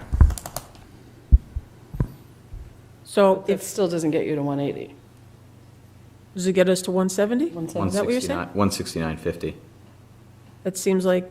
If that I seems followed like- all those. If that seems like it gets us to the Threads. number of covering that percentage of the bill and covering the tipping. I just don't think it can be just tipping. I think it has to be a fair number to cover the service to cover the service. And if it sounds like that extra percentage of service by the bags was 16%, then use that as a gateway. So if the service is if you're putting service at 16%, tonnage at 126, a barrel at 12, that gets you to 169, Ted? 126. $12 for a barrel. Oh, I'm sorry, no, I did the math wrong. Sorry. I thought so. You said 16? I was gonna say 1.6 plus 12. 158.16, so 160. We round up to a new So, number. okay, let's back up for a second. So if I look at, it's 92, I think it was like 92,000, it was the cost, right, of the service burden itself. So it's 1/6 of the service burden. Okay. Per user. The question is the question that we don't know is how many extra users we're going to have. So I'm confused when you're saying the service cost, because the service cost is the truck coming to your street, going, dumping, coming Yes. back, completing the town. Yes. Which it's doing anyway. That's what, I'm confused how the extra bag contributed that amount to the service cost. Because they were, is it the labor, is it the time? Or lost capacity. That's, yeah, Which is not going to be the same because it's going to be automated. So what, No, but We're- lost capacity in a truck. Yeah. If one house is getting 2 bags and the house next door is getting 1 bag, the truck can only hold 50 bags regardless of how Right. many households it services.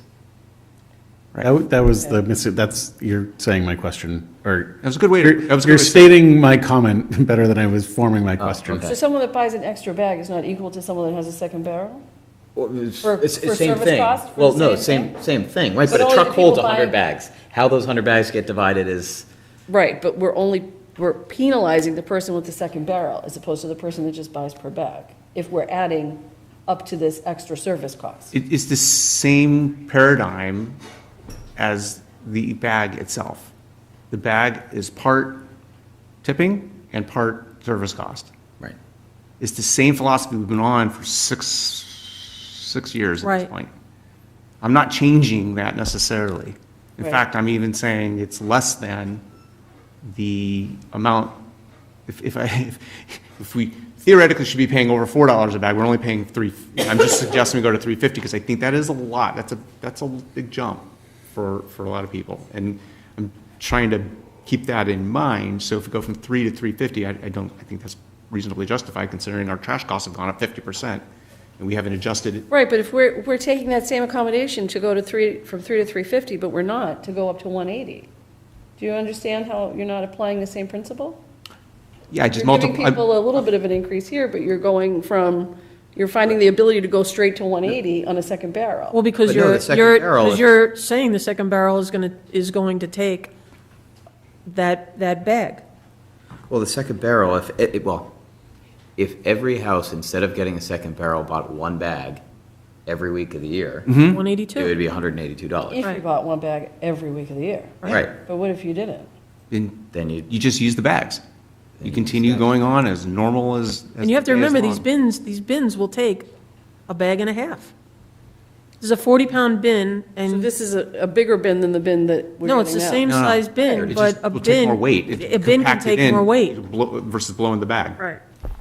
The size of the bin can handle People have to use more more. weight than a bag. People. Listen, we could probably debate this for 8 Well, let me just hours. be- I don't care, pick whatever. No, place no, no, you no, want. let me. I'm stuck on what I think. But Yeah, let's what's get your close, recommendation? let's get That's it. close. We just got close, we just did the numbers 26 ways, and it went to, now we're calculating at 158 or 161, but we want to go to 180. I mean, it's up to you guys. You want to go for 180, go for it. I don't agree with it, that's just how I'm landing, but by all means, if you want to propose that, that's totally fine So too. the bags is being proposed to go up to $3.50 a bag. Yeah. That's correct? Yeah, and, we're right in the middle of the slot of 20 different communities. I just got the list of. I'd like to see the comparison communities, to be quite honest, to see can share with every you. single one and really understand where we fall. I have a hard time thinking they're all charging 180 for an extra barrel. I don't know. I could be Is it crazy. that list of, what is We're Linfield, probably for the only example? community that has a small barrel, so, and I don't know that we're, that's. we're a leading community as far as reducing our tonnage. So we have a list of comparator communities that we've always looked at. Linfield this? is We're one of not, them. we are not all in a new contract. Got it. Okay, so So that is a That is a apples. significant. significant issue. Okay. Linfield is at the end of their JRM contract, Yep. and There- still yeah. suggesting. But there are a will number not that be just a- signed new ones, right, that we were just comparing ourselves to when we were Yeah, doing this so- contract, right? In the review of this, it was a little more Danvers. spread. So Danvers, Topsfield, and then geographically spread a little bit more in terms of the Right. information that was put together by SWAC. But I think, sort of to restate what you were saying, if there is a motion for a number, there could be a vote tonight. Well, the or- only question I have is I just want to go back to, I'm not in favor of just a tipping fee. I don't think that is fair. But if there is a concern that the 180 picking up the addition, if that number is too high, I just want to find out, is there a way we can tweak this? And I'm just wondering, Wayne, is Ted's numbers of adding that 16% in there, is that, where do we stand with that? That's the same service fee number, right, that you would apply to the blue bags, right? Is that the same So thing? let me just be clear.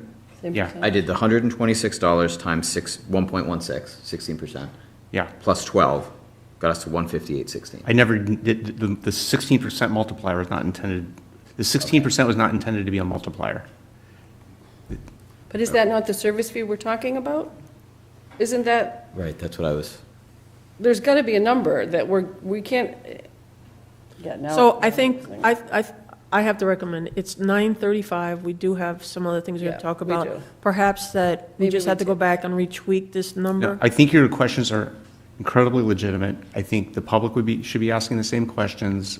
I'm more than happy to come back and show a couple of different frameworks, how we got to where we got to, and then we can come up with a. but it's safe to Decision. say to the public probably that the dollar amount will be in the $130 to $200 Yeah, range. definitely. I would say it's 150 going to be 100 to 200. 150 to 200.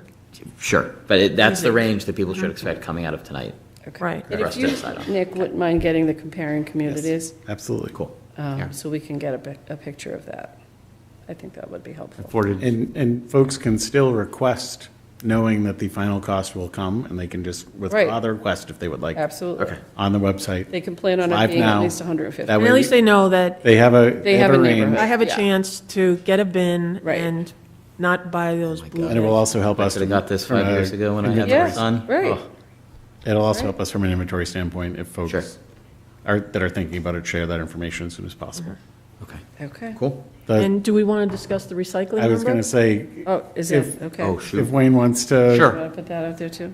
The recycling number, I think we have to discuss the recycling number and number? also our opinion on going to every other week.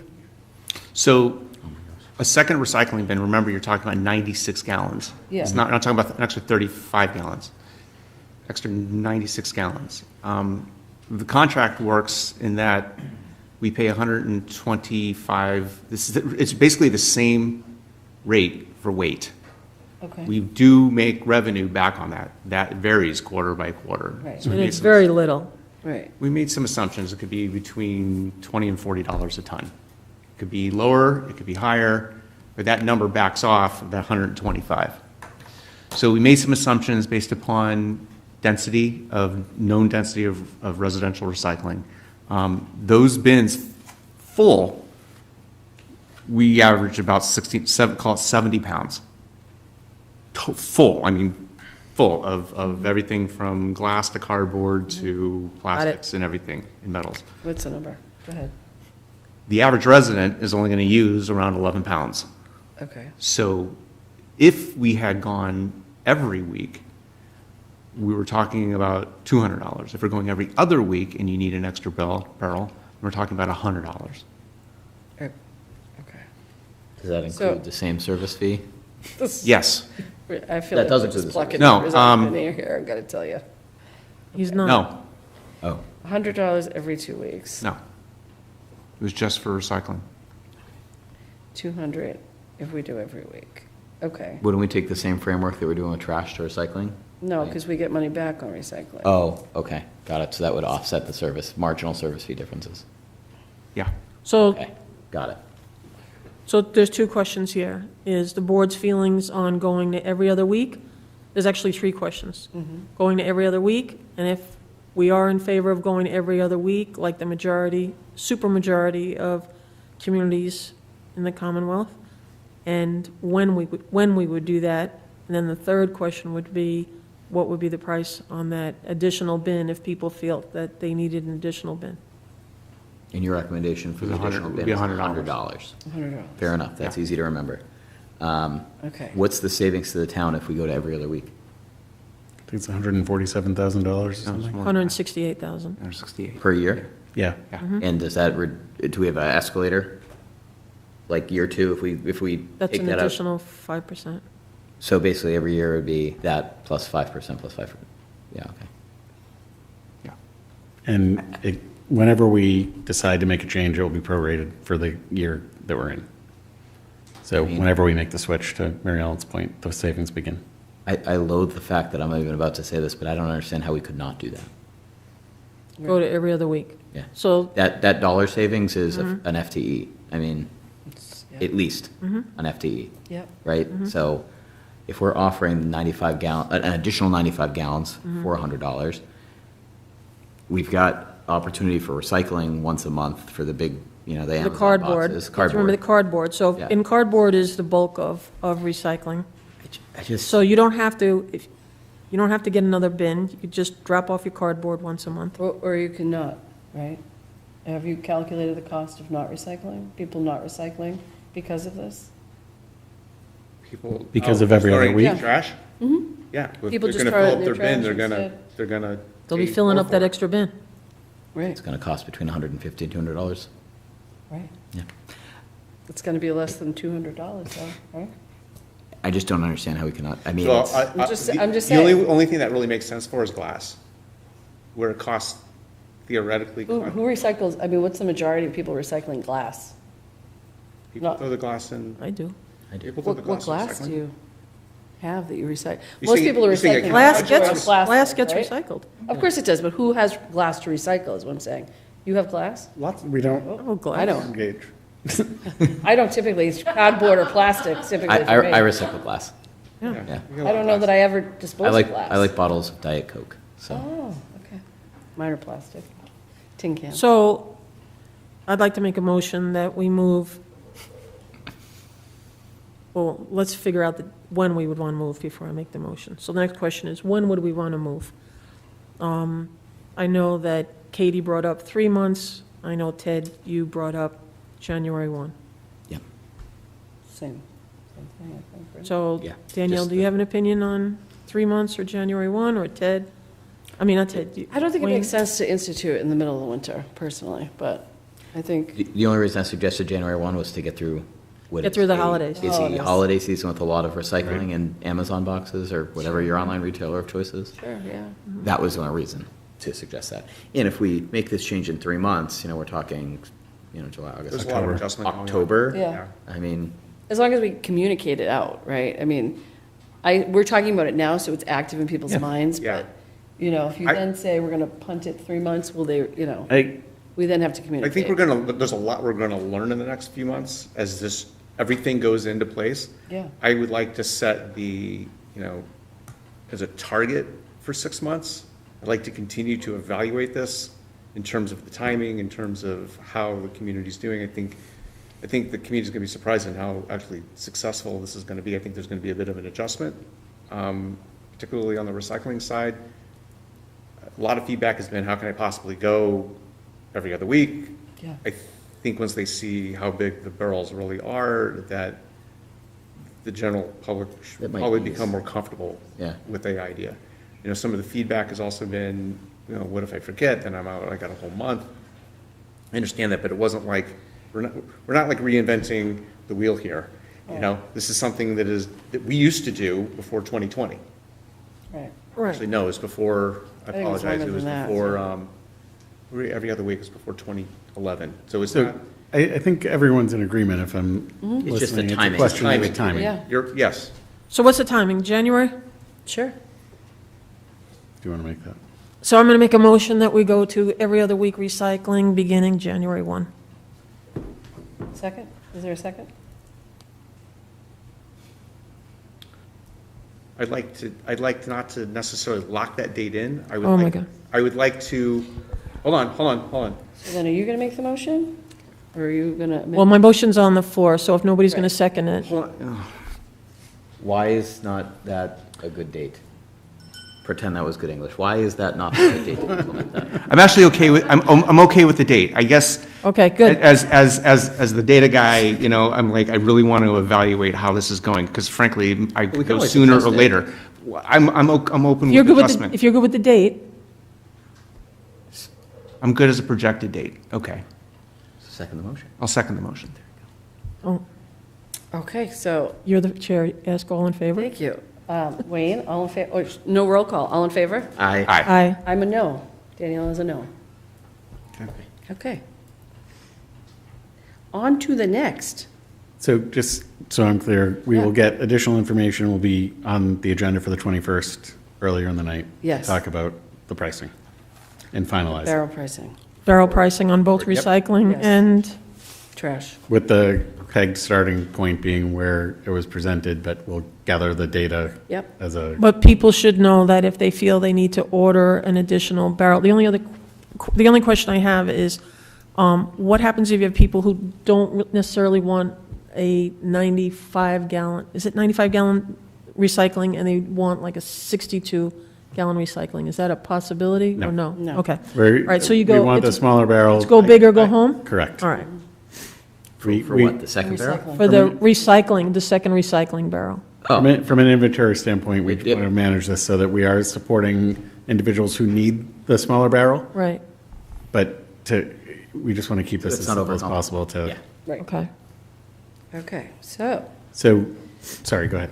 no, what were you gonna say? I want to introduce the next item for you. Okay, Hawthorne RFP. So just so folks understand how we've listed the items this way, and this will allow us to I saw you looking at the clock just now, Mary Ellen. It allows us sorry. to You figure caught me. out how you'd like to move forward with this, but these were the 9 items that you as a group all identified at the last meeting, things that were really decision points or deliberative points that you wanted to make sure we talked about. So we've listed them this way so anyone can conceivably come to public meeting and say, you know, I know that you're talking about number 1, or you didn't get to number 1 last week, or it's number 3, so people sort of understand where you are in the process of going through the items that you identified for deliberation. Very logical setup. Thank you for doing that, Nick.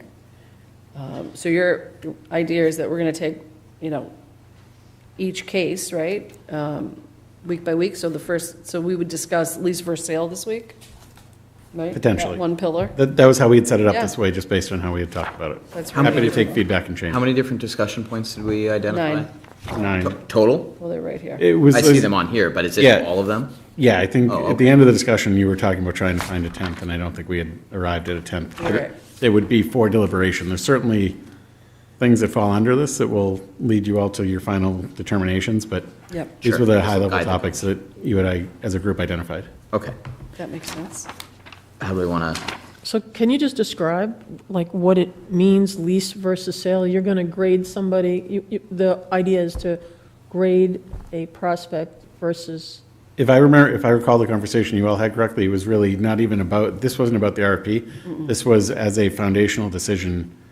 Are we seeking a long-term lease, or are we talking about the okay, sale? all right, great. And so if it's something that there's a quick discussion, obviously we can continue to move down, but, do you want to do like a rapid fire? well, ideally, you'd spend a Straw little poll? time thinking about it and. I think a but, straw poll might make You know, sense. yeah, Each Are one. these yea or nays, or are we rating it on a scale? Yeah, you're these are decisions that you all need For to the make straw in order poll for us purposes. Separate to from be the able to RFP. write an RFP. Right. Like separate from the rubric, this will help guide how the Guide rubric how is it's built. written. And how the RFP seeks out a respondent. For example, lease versus sale is probably the easiest one, right, for most people?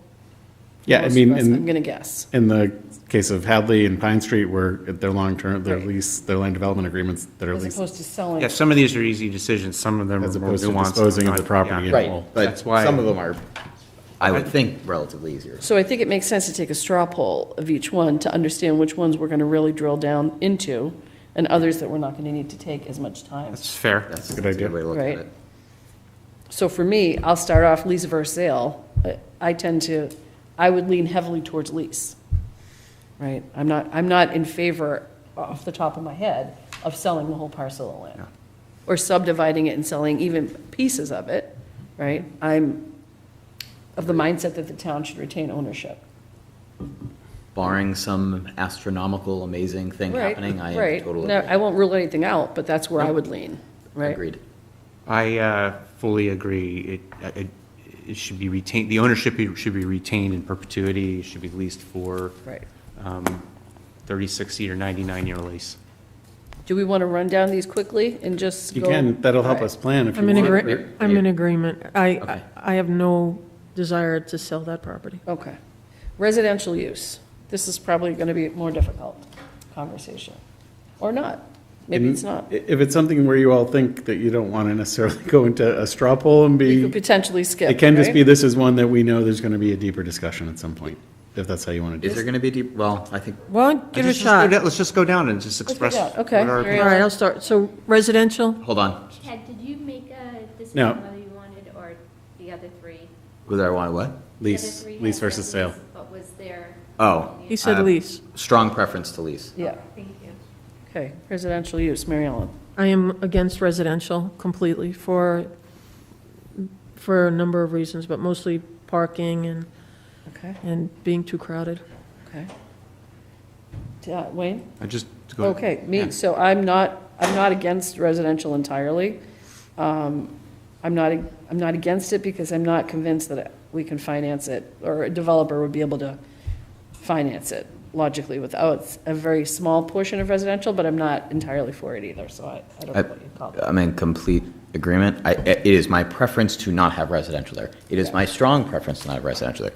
But if someone has a gangbusters idea and they need residential as a component to help make the awesome idea work, numbers work. I would be open to considering it. Yeah. But it is not my preference under any way, shape, or form.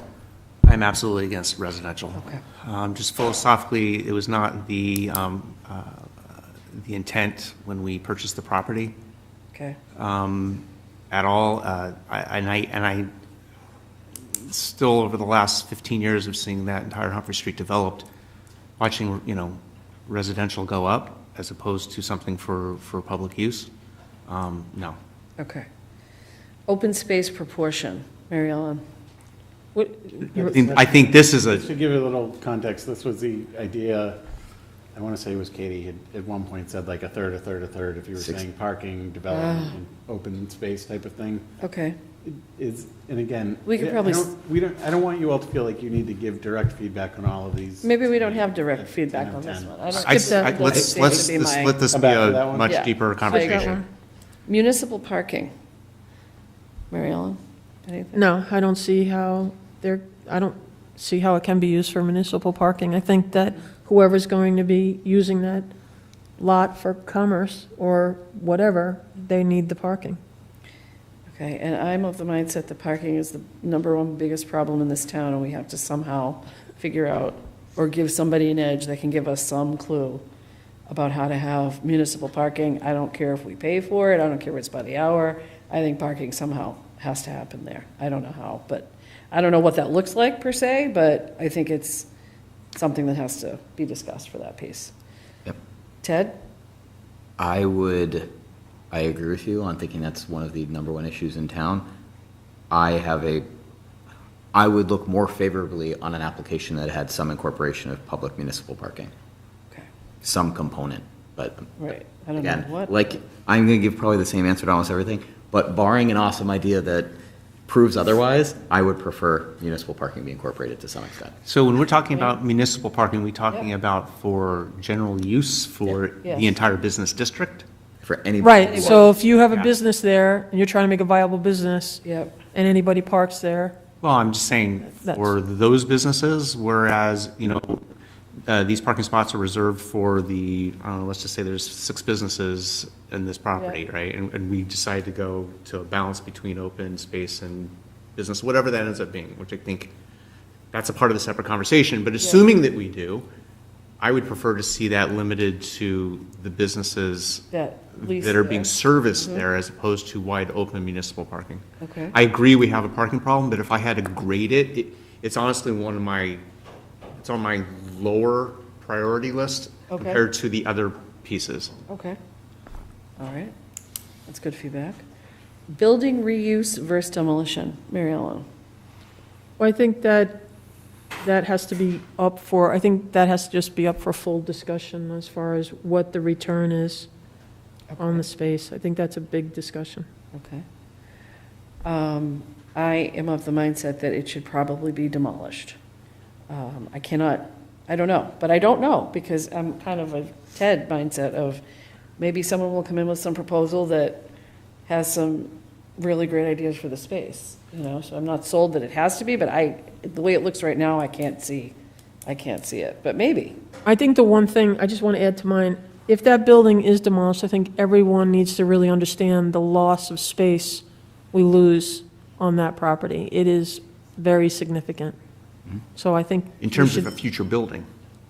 Right. And in terms of site use, in terms of setbacks for. But if that area was open, public, landscaped park, Right.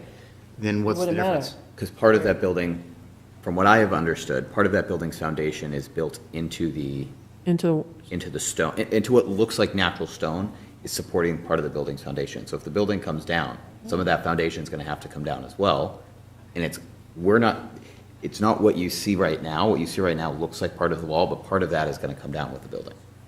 Oh, well, we would need to know that. So you lose That's all a- that, so you lose all of that space. And I don't know. And then how you have much. to, then you have to We come need to- in, we and need you have to to fix come in more, you have to come in more, and you'll never be able to build out on that again. That's- Those are that's just, something you just you're have to gonna look have at to all the find out. facts, you just have to get all the facts in front of you. Yep. Right, and then there's a chapter 90, the public access to the waterway Mm-hmm. stuff, that if the building comes down, we have to incorporate that. It's not the end of the world, I mean, that's perfectly fine, but Yeah. it's an additional regulatory barrier that we will have to navigate, Okay. that we don't have to navigate right now. Chapter navigate waterways. Yes. Yeah, They're, depending on the reuse, I think chapter 90 could be implicated anyway, even if it was kept. But that's a I mean, what if you were to Problem for take down the future developer, building? Not for. Yeah. What if you're to take down the building and just build other building? Or they put it in Yeah. a different spot? So what you want to do is you just want to look at your whole makeup? You want to get the whole map there, so you see exactly how much space Yeah, you're we going need to to have know on how your lot. much, so that's a key. This is what we're coming back to for sure. Yeah, Right. Yeah. okay. I Just to make sure. We need all the factors here. I am willing to hear if we had to put out an RFP, I would like to see a contingency plan with what could they do with the existing building. Yes, me too. I'm not saying, it's not, to me, it's not all or nothing. Is there parts of the building that can be saved? I mean, I've talked, I've had so many different multiple conversations. Some people have said, it's actually more expensive to try to rehab the building than it is to take it down and put it back up. Can you keep the foundation? Let's get the developers to tell us. Yeah, and so I'm more inclined to go down that route, which is Right. leave it as a potential An open. open option. But the bigger point is, how do we integrate that into usefulness for the community Yeah, itself? yeah, absolutely. I do think this will be something that you all will need to spend more time on. Obviously, Yes. we need more information, but Yes. in terms of writing the RFP, and this gets into the rubric question, which is like, How do you weight it? what are we weighing is more beneficial? Right. Because we can't just say we would like to see both. Yeah, no, It's got to be one. I mean, I don't think we can say which I don't one think is we can more say either, beneficial. right. I- Can we leave That's it hard to open-ended say. like that? I think we have to I'm keep, not, we have to explain how we're scoring it. right. Right. So Yeah. if, it could be as simple as, like, sorry, I spoke before I There finished. could be a preference for We're looking at adaptive this from a very reuse. 40,000 foot viewpoint. We're trying to sort out what's the ones that are going to, This is- kind of already, we know. This one we have to come back to. It accords. yeah, definitely let's just to come back. to. Okay, it's 10 o'clock, let's But go we back. should have it at a 30,000 foot, and then the next conversation, we can Drill align it down. more to the Right. rubric and then specify the Yeah. rubric scoring. Okay. Environmental standards. This, I believe, was related to your former colleagues' focus on passive house. Oh, and well, We have, We have have, the- we have a standard in town. We have the. We already have a super- standard. the super we're, stretch whatever the code standard, at this existing point. standard is. And I'm- we're one of the few communities in the state that Right. has adopted it already. Right. So that's really not a question. I think that one should kind of go away, because we would We're just, just at the front. Okay. I mean, plus, almost anything that gets done here has to go to the planning board for approval. If Right. And they're gonna deal Anything, with let me that. rephrase that. Anything that gets done here will have to go to the planning So board. why do we even need that? I don't So even think it environmental should be on standards there. is- Was it the Yeah. intention to be a standard as opposed to some other question that was supposed to be like sustainability in general? I don't know what the intent. Oh, wait, I so don't what know is what it his if somebody intent- comes in and says they're gonna go above and beyond what our standard is? Right, or the stretch, I- the stretch code or something? I think we might be able to just look at this as, do we want environmental resiliency, energy take, like, the efficiency, et forefront. cetera, on the site? And do we You know? score things better if they have solar panels on their roof? Yeah, If I there's think something- that's. I mean, we have- I think it we have to- really is a question of going beyond the stretch code, I think, Right. or a super Right. stretch. Right, yep. Is it that you want it to be net zero? That's Whatever not goes on in the there. top of my list It is not on the personally. top of my list. Right. Yeah. I think that's, I wouldn't discount it, I wouldn't negatively weight it, but it's not a, But if it's Priority. on there and Right. someone comes in and says that they could be, more environmentally sound above our standards, I would think that would, get a advantage to that. advantage to them. right, perhaps I grant mean, wise. I think, what is this message telling the developers? Is saying, hey, we're really, I'm gonna look at this in two extremes, and one extreme is if this was the number one thing. Right. What would that be messaging to the developer, which is, That sets a different. we want everything, we want buildings to be looking in a certain way? Do we want them kind That's our of first fit into focus. the environment as opposed to? I think this is to me, this is as simple as leave it out of the rubric. Yes. And when you do the Yeah. narrative about the community, you can Agree. say, it's 2024, Swampscott adopted the specialized stretch energy Right. code. We've been a green It's an community We environment. for expect the years. same. Community. I mean. Right. Period, move on. Right, but you're saying you're not looking at that as giving somebody additional points if they go above and beyond Right. what the stretch code is. Yeah, no. The stretch code is, that's we're one of 20, 30 municipalities. We're in the top 10% of communities for That's a lot as adopting it this. is. And my concern about it would be, would someone downsize the dollar investment they're making in terms of land use development in order to keep their pro forma in line and take those dollars Yeah. and put it into meeting passive house? I agree. Or some standard like that. To me, I would rather have those dollars meet our specialized energy code, but then use those dollars to invest in other parts of the property outside of the excessive standards above what we've To already get done. really in the weeds, the HERS number, the scoring will be higher by the time we're building. So what we're Exactly. talking Of course about it will. today, Yeah. they're going to It's not have to even- exceed in yeah. the future anyway, because Right. it goes up. The state Okay. and international codes go up. A lot. Okay, so let's go to walkability. What does that mean? I don't- They What does it can't- mean? Nobody can Idea. change where you, So, And it is no, what I it don't think is. it was about changing it. On-site walkability, I think, is what Katie's reference was. Was real, My understanding. and she was taking a lot of these from the study. I don't really know what that means, to be honest, so we're gonna skip that. We can set that aside. She talked a lot about being able to get to and from I don't know. parts of the community that are, so let's let Okay. her articulate it so that I don't Right, butcher so it. you don't butcher it. Let's go to streetscape. What is that, fitting in with the street? I think that this was part of the discussion with the Reuse. Hawthorne Reuse Committee Yeah. representatives that were in the room. Streetscape. Part of my recollection, part of their conversation and what I had heard from committee members was that some of the recommendations had buildings, some of them were On on the the street. street because they wanted it to provide a feeling Okay. of what Swampscott used to have before everything got Right. torn down Okay. 7 years ago. And then others had them set back because they didn't find that as Got it. much of a value add. Got it. I think streetscape is, I think there's merit to considering it. I don't know the standards that I would rate it on, but I don't have think any there's- standards I'd rate it on, to be honest. I would need to think about that more because I think there is value in that. That might be good to come back to so that folks can Right. articulate it, and then we can try to draft something that reflects the priorities that you all Right. discuss. I mean, I think it goes in line with the next one, which is synergy with hotel commercial corridor, right? I mean, you don't want anything that's gonna be sticking out like a sore thumb and doesn't blend in. Right. But synergy with hotel commercial, I mean, yeah, of course, you want something that's gonna be complementary and not, you know, So I complimentary. I don't know. You know, I asked mean, that- I think in this terms has of got to be, like- I think this is the number, I think this and open space are tied for number one issues. So I had heard somewhere down the line, that's why I asked that question, everyone's eyes kind of opened up, is I didn't think there was going to be a ballroom or a place for a venue for like weddings and parties and things like that. At the hotel? Yeah. Yeah. For some reason, I've been told that, I don't know where I heard that information from, but that led me towards thinking that, we really need to have some sort of venue to support the hotel. Right. Tell me what exactly we would be supporting, is my question then. What are you supporting? The synergy to the hotel. I don't- What do we need for that synergy? something. So if I want to have a wedding for one of my kids, I'm going to need a place and I want to have a hotel right there, I need a place to have a wedding. You could have it in the hotel. It's only 150, 140 guests. That won't even cover half Saying my, in the ballroom, that you want a physical space to have the wedding.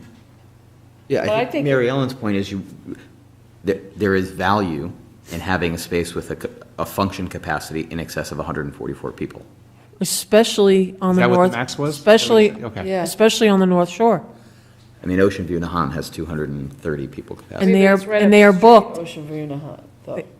They are, You- Yeah, but they're probably What was making a that? ton of money on that. It's right up the I'd like to street. get in I on mean, it. if you wanted a bigger venue, you go there. I don't know. or you could go across the street.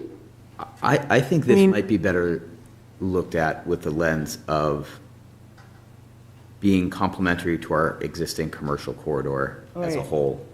That will include the hotel. Right. But it will also include the 9 other restaurants on Humphrey Street and other businesses there, and not wanting to cannibalize any one of them, but complement all of them. And I think, That's a tough one. to me, be that's really how I honest. would look at something like this. Because in my head, I'm like, why do I need two function facilities within 10 feet of each other? Why do I need, if I have one that's got 144 seats, what do I need one that's got 200 seats? What town has two events, And you places in one setting up town? cannibalization between the two in a competition that you really don't want. I mean, it just is a rarity. When does that ever happen? Like, I don't know. We're also getting into like really Yeah. niche use case here. Right, If there is I a think case so, for a yeah. function hall to be really profitable there, I'm sure a developer will make the case as Yeah. why, and we And will it have could more be. information to consider it, but I am not in the function hall business, so I don't. Well, not only just a function hall, but also, if you do have, like, right now we have, an entertainment, a performing arts Yeah. entertainment type of a facility opening up. Yep. So, you know, Yep. if you have concerts and things like that, then you have a hotel that can, you know, That's a so good, that's things like- reasonable. Things like Yeah. that. So I think that I think the synergy between the hotel and the commercial corridor is just really important for whatever goes there. Could we say it's something that's bringing people from out of Swampscott into Swampscott? I think that would be great synergy. It's, Yeah. I don't want to call it tourism, because it's not really Yeah. tourism. But it kind of is. I mean, it Kind of. is. But if you have a venue, I mean, Interest or activity or yeah. Or it's visitor generating social or something. something, I don't know. All right, so this, at least you got some, critical. you did Regional get attraction, some something like Yes. that. feedback from these that will further drill down, but, you know, some things that aren't, you can see what's important, not important. Okay, so that was a fairly helpful exercise. Is that helpful to you? Yes. So what are we going to have to revisit for further So conversation? we're gonna have to revisit residential use, parking, building reuse versus demolition, And open space. and open space portion. And I think, you know, synergy with hotel, commercial, you know, how it fits in, right? And I would think one of the things we didn't have on here, but also is important and it kind of dances around a lot of these, is community use. Right? Community That could use. be a park, but that could also mean something else. I don't know. But there's a lot of different definitions of what community use could be. All of them should be Right, incorporated in that's these kind of the, respondents in maybe some way, that's shape, or kind of open space portion too. Yeah. So, Well, community use, if you're talking about Chapter 90, is, I'm talking about open space is so- a good word, but community use requires, I mean, Chapter 90 requires, it's like public access and to the 10 feet something else. adjacent to the water, right? No, but it's also like they need to support it. So Yeah. the boat clubs and the Charles needed to add bathrooms, take stewardship of Right, yeah. areas, like that type of thing. Lewis Wharf, Boston Foundation has a Yep. conference room that's available to everyone because it was part of the, for free, because it's part of the redevelopment of it. So there's certainly ways we could craft something that it aligns with the Chapter 90 ideas that's part of the RFP. Yeah. So if someone's doing it, they have to be creative about how they would address it. do we want to, Yeah. That's a good, That's good kind of idea. what I would, the lens I would look at. I would love to, as we're going into this, almost add the subtopic under 3. As we're talking about proportion, Yep, get a little more definition in terms of what type of business you like, what type of open space you like. that's a great point. You Are know, you talking give a about little more- You'll be okay with a dry cleaner, or you're talking about you'd rather have a coffee shop, right? Is that the type of thing you're talking about? Yeah, or, You know, or do you say no to a, I don't know I if don't you know. can dictate that. you the probably have a landowners. preference for, I right? mean, we're the landowners, we can dictate whatever we Have want. a preference for within what reason. kind of, But But do I you get- don't know do if you- we want to get to that. I'm not, you don't want to restrict that either. right, yeah, Ted, I'm just not sure we were. I think our hope should be that as we put it together, Yeah, someone that's going to put a gas station or dry cleaner would never want to do it. right, for Drawn sure. less Too much that Or we're a bank asking for for. dear Yeah, God. if It's they too have much the we're money- asking Or bank, for. We're looking for a another partner. bank. We're identifying all these other priorities. No, Harrison Those are two uses that would forever ruin the property. Like, if we we wanted can't. it, but I'm just saying, okay, because there's been a lot of visions expressed over the last 4, how many years have we been into this now? 4. 4 years. You know, I had some things that I thought would be really cool. Other people have brought their attention, everything from, Yep. open air concerts to, hey, if you had, Patio or a market, but even like just like an Yeah. open The open air market where market. people could come in and it's constantly being refreshing. New vendors. To bring new vendors in, Right. and how that might look, or even a rentable kitchen space where Oh, my God. Jeez. there's all sorts of really cool things that could happen, but I think you would have to, it's a different business, those are different setups for the business case use, right? Versus just bricks and mortar buildings that have square front and you put in whatever you want to put in. Right. As opposed to attracting different types of businesses that would attract people to that corridor. Right. I think it's going to take a vision, right, as a visionary person to come up with an idea, and hopefully we're But just who, going to. I think the number vision? one, That's the thing that I get That's- caught I mean, up on. someone else's. I think vision, I think right? that that's a. And not ours, but, Yes, okay. you know, I just, someone's I- going to bring us a vision. I think we right? have to, I think the one thing that's really important that we need to keep in mind is that the healthier we get that hotel in, the healthier And the busier that hotel is, the more beneficial it is to this community. I agree. And that's something I think that really has to be on the top of our minds. I agree. That's a good I mean, point. this is such a unique site that I think once we get our act together and get, in a few months down the line, we're going to get nice respondents here. And I think cannot so, too. imagine this legacied historic site Right. is not going to attract a lot of attention from Yes. well-resourced development companies, not dissimilar to how we attracted some of the most well-resourced hoteliers for the Hadley, Right. right? So And that's going to turn out really great from what we it's just going to said. turn out fantastically. Okay, so now we are on to, do you have feedback? Yes. It's pretty clear for Yes, we you? do. Okay, so you can, redo this for the next time. On to the consent agenda. So I want to remove some things out of the consent agenda. Okay. For item number 1, Yep. I want to remove June 17th. Okay. So I would make a motion to approve line item number 1 in the consent agenda as amended with the removal of June 17th. Do you have a second? I haven't had a chance to review the minutes, so I'm not going to vote on them. June 17th in particular, hold on, I want to get to that spot. What? I mean, sure, it's no big deal if you want to, you We're want to removing- talk about it separately, Supposed basically. to remove Yeah, them. No, we're- just remove them. They're going away. We'll do- We'll do them next week. Do in the future. Yeah. That's fine. On the 21st. I'll sure. second it. Right. Okay, that's fine. Okay, So that Ted means- seconded. Okay. All right, all in favor? Aye. Aye. Okay, so we're And moving. then on approval of appointments, I just have one comment on approval of appointments, and that is, I'm so thrilled that we finally have added an individual into the Water and Sewer Advisory Committee, Andrea Moore, after over a year. And I'm pretty ecstatic about that, so I'd like to make a motion to approve the number 2 on the consent agenda. Okay, do we have a second? Second. Okay, all in favor? Aye. Aye. Aye. And then on number 3, I want to remove the executive session minutes 2023, 24, and 25, only because there's one issue. I have to talk to Katie about one of these items, and I don't know what year it fell in. So I'd like to make a Okay. motion to Which one approve. again? Which one? I'd like to make a motion to approve year 2021 and 2022. Basically, table Taking all of 2023 to today. 2023. all Tabling of 23, 2024. 24, and 25 to the next meeting.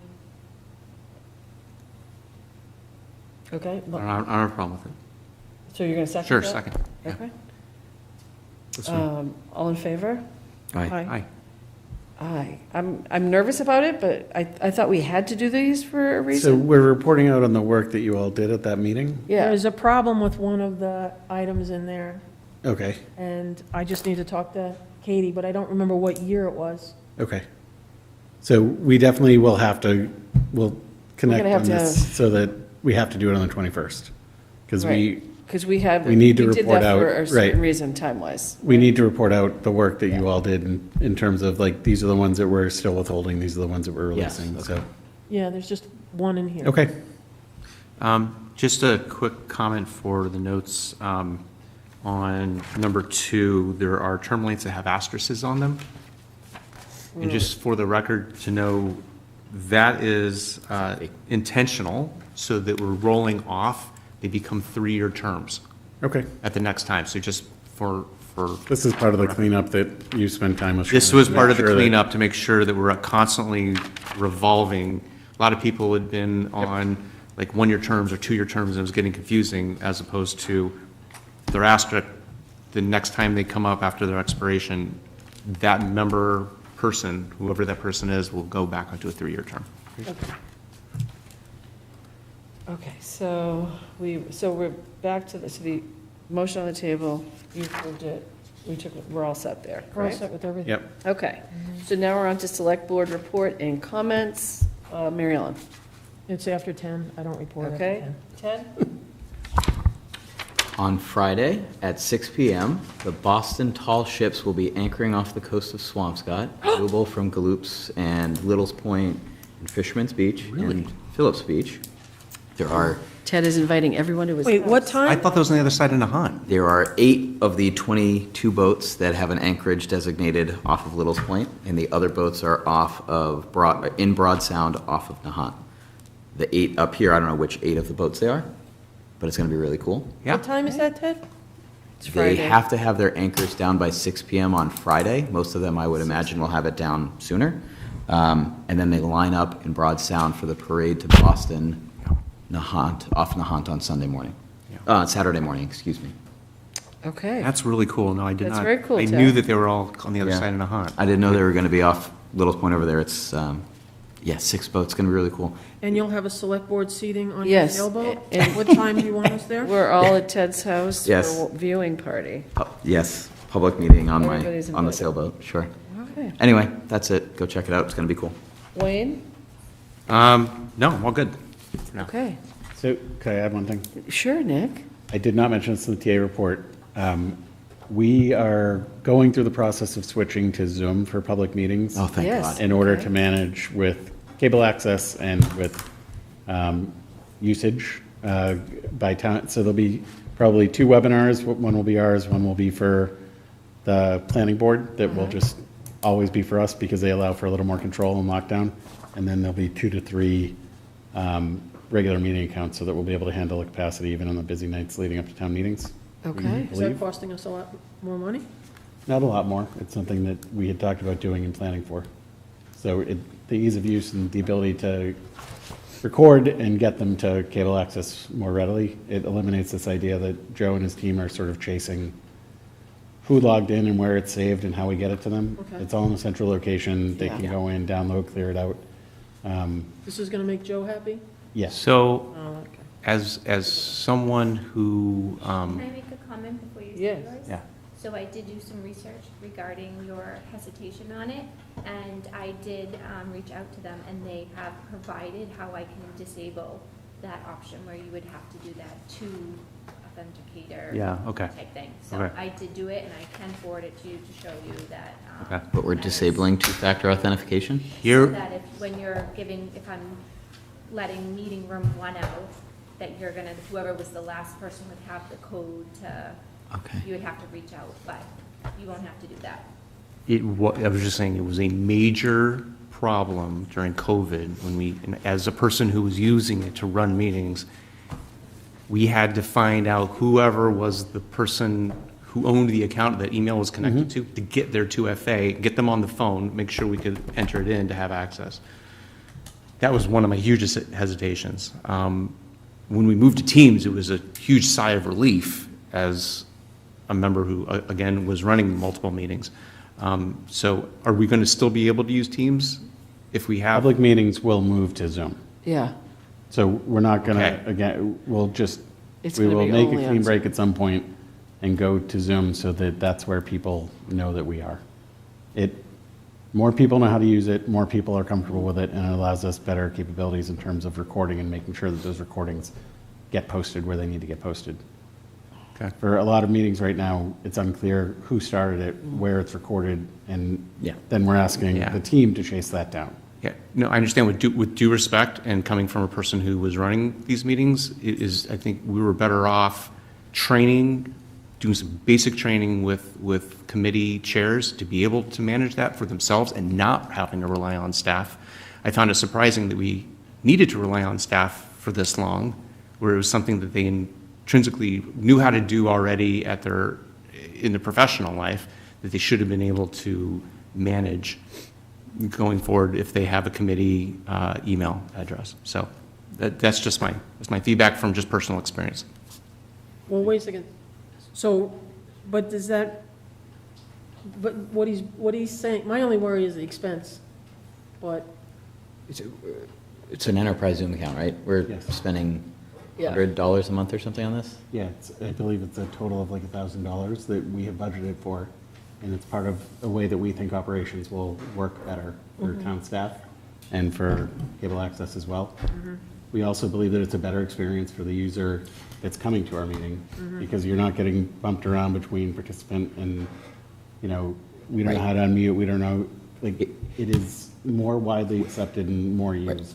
I mean, from DC, from DCR, where Nick and I worked together in a past experiences, Zoom has provided them much better control over the meeting and easier adoption with public participation, like bar none, significantly easier.